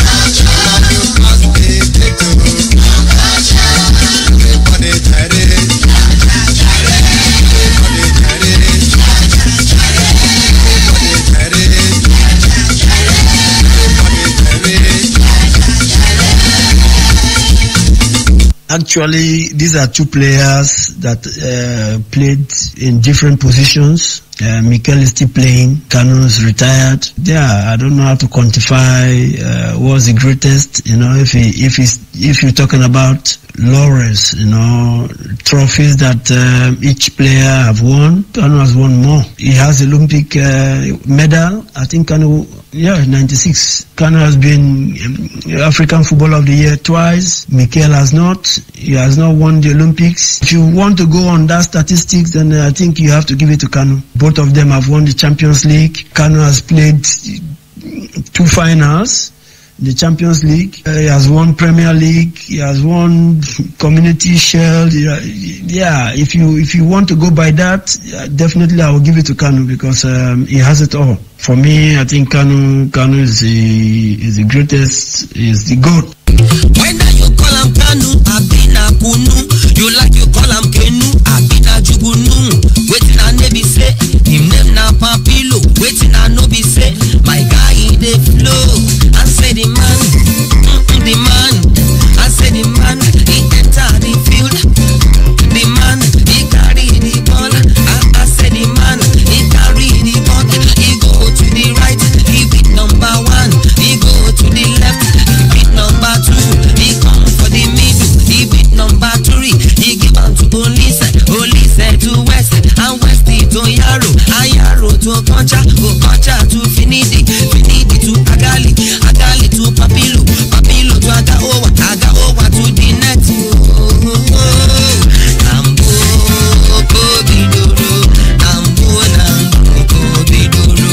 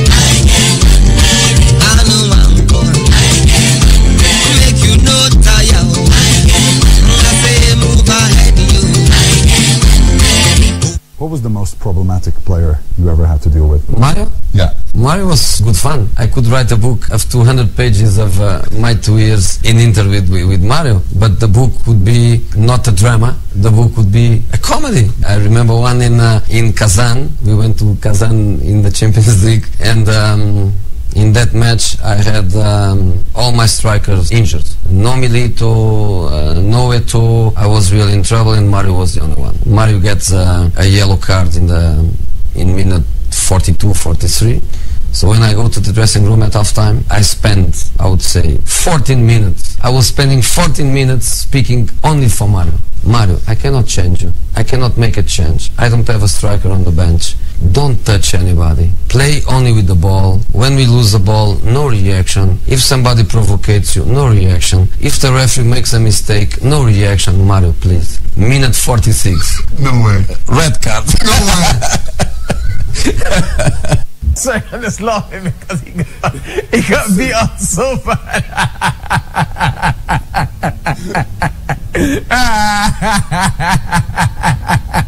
He was considered the baddest Because, you know, I say, you know what, yeah? He talks so much crap. He say he wants to kill someone. He wants to get a body in his record. He's the hardest puncher in the whole division.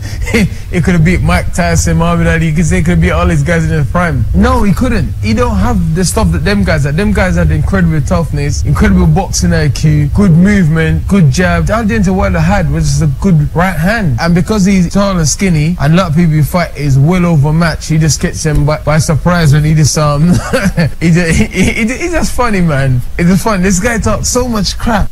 My name is Anthony Oluwafemi Olasheni Joshua, and like many of you here, I'm a child of the Commonwealth. I was born in Watford, and my heritage is Nigerian. I come from the Yoruba people, who are the largest, and some might say the loudest, ethnic group in all of Africa. I am proudly Nigerian, and I'm proudly British, and I join a long line, perhaps too long to count, of UK citizens of Commonwealth origin who've made enormous contributions to this great multicultural society of ours. In my world, that would include names such as Joshua Buatsi, Lawrence Okoli, and Ramla Ali. Like me, so many children of the Commonwealth have two homes, two identities, two cultures, and two ways of viewing the world. Some even have more than two. These days, we hear so much about division and difference that some might be tempted to see that as a bad thing. But on the contrary, it's a beautiful thing, a thing to be celebrated and cherished, and a great source of peace and stability. I feel opportunity should be there for the taking, along with hard work, dedication, and perseverance, regardless of one's background. We need to strive harder collectively in order to create unity. It takes a village to raise a child. And in the same vein, it takes a whole community to act and stand together to tackle some of the challenges we are confronted with today. In the same way boxing gave me the opportunity and framework to become Olympic champion, Commonwealth champion, and now into heavyweight champion of the world.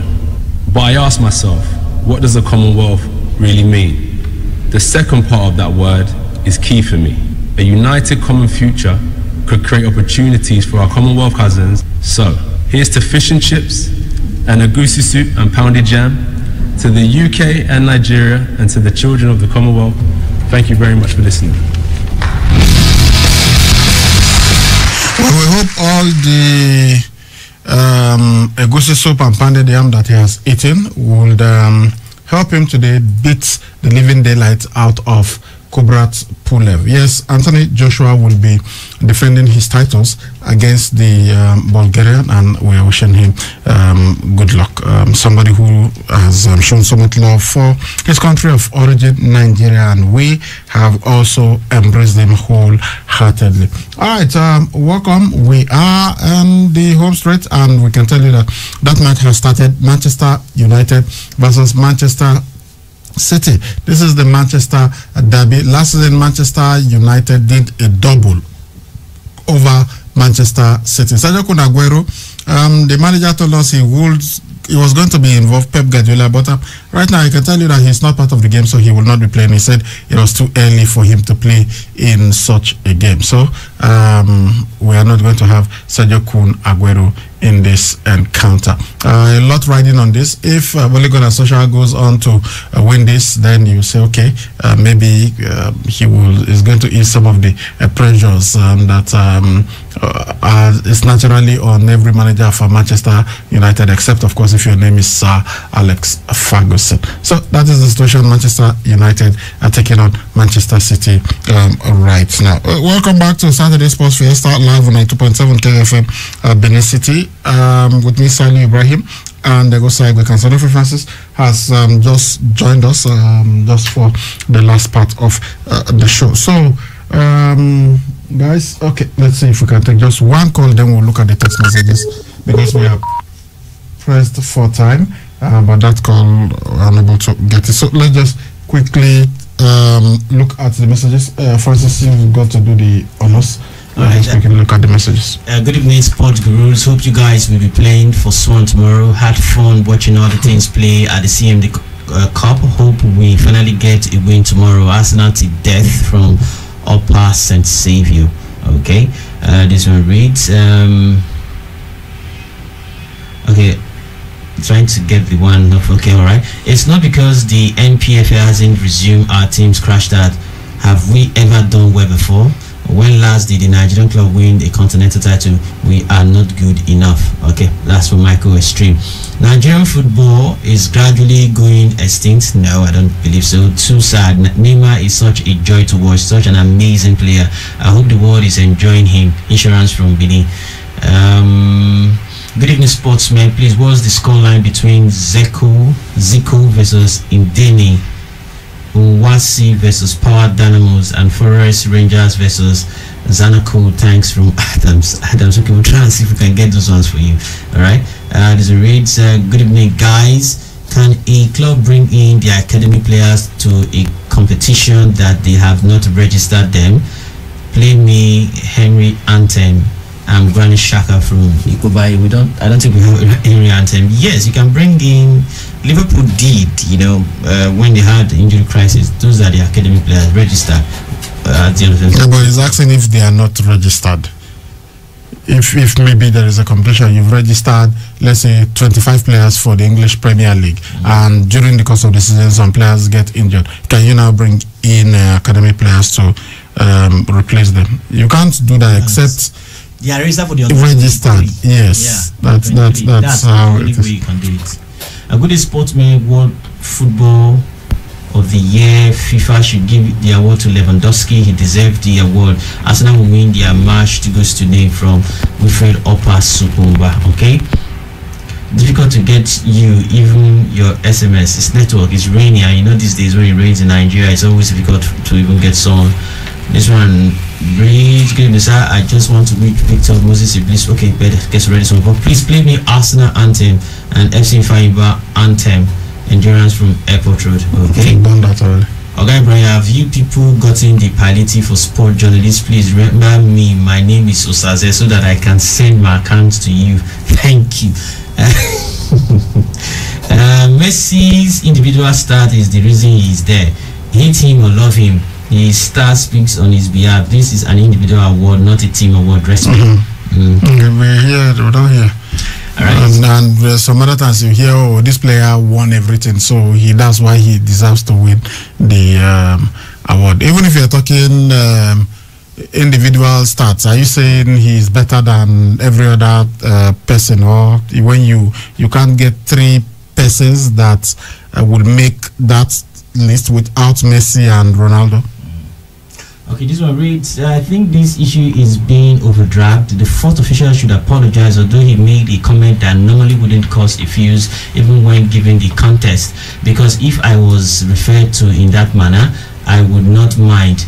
Yet I am not saying that Webu does not have a right to be offended. I am saying that you cannot predict all the time what will get offended by, especially in these times. But when it happens, apologize rather, and case closed from J Standard. All right, those are the ones that we have. Okay. No one just dropped. Let me just do the honors by reading so that I will see. Let's see. Okay, let's say, what time is the match between Joshua and Cole? That's the fight taking place. Sonny from New Benin. Once before around 11 p.m. Those are the ones. Okay, guys. That's our package. I'm trying to get updates from the Ghana and Cote d'Ivoire match. I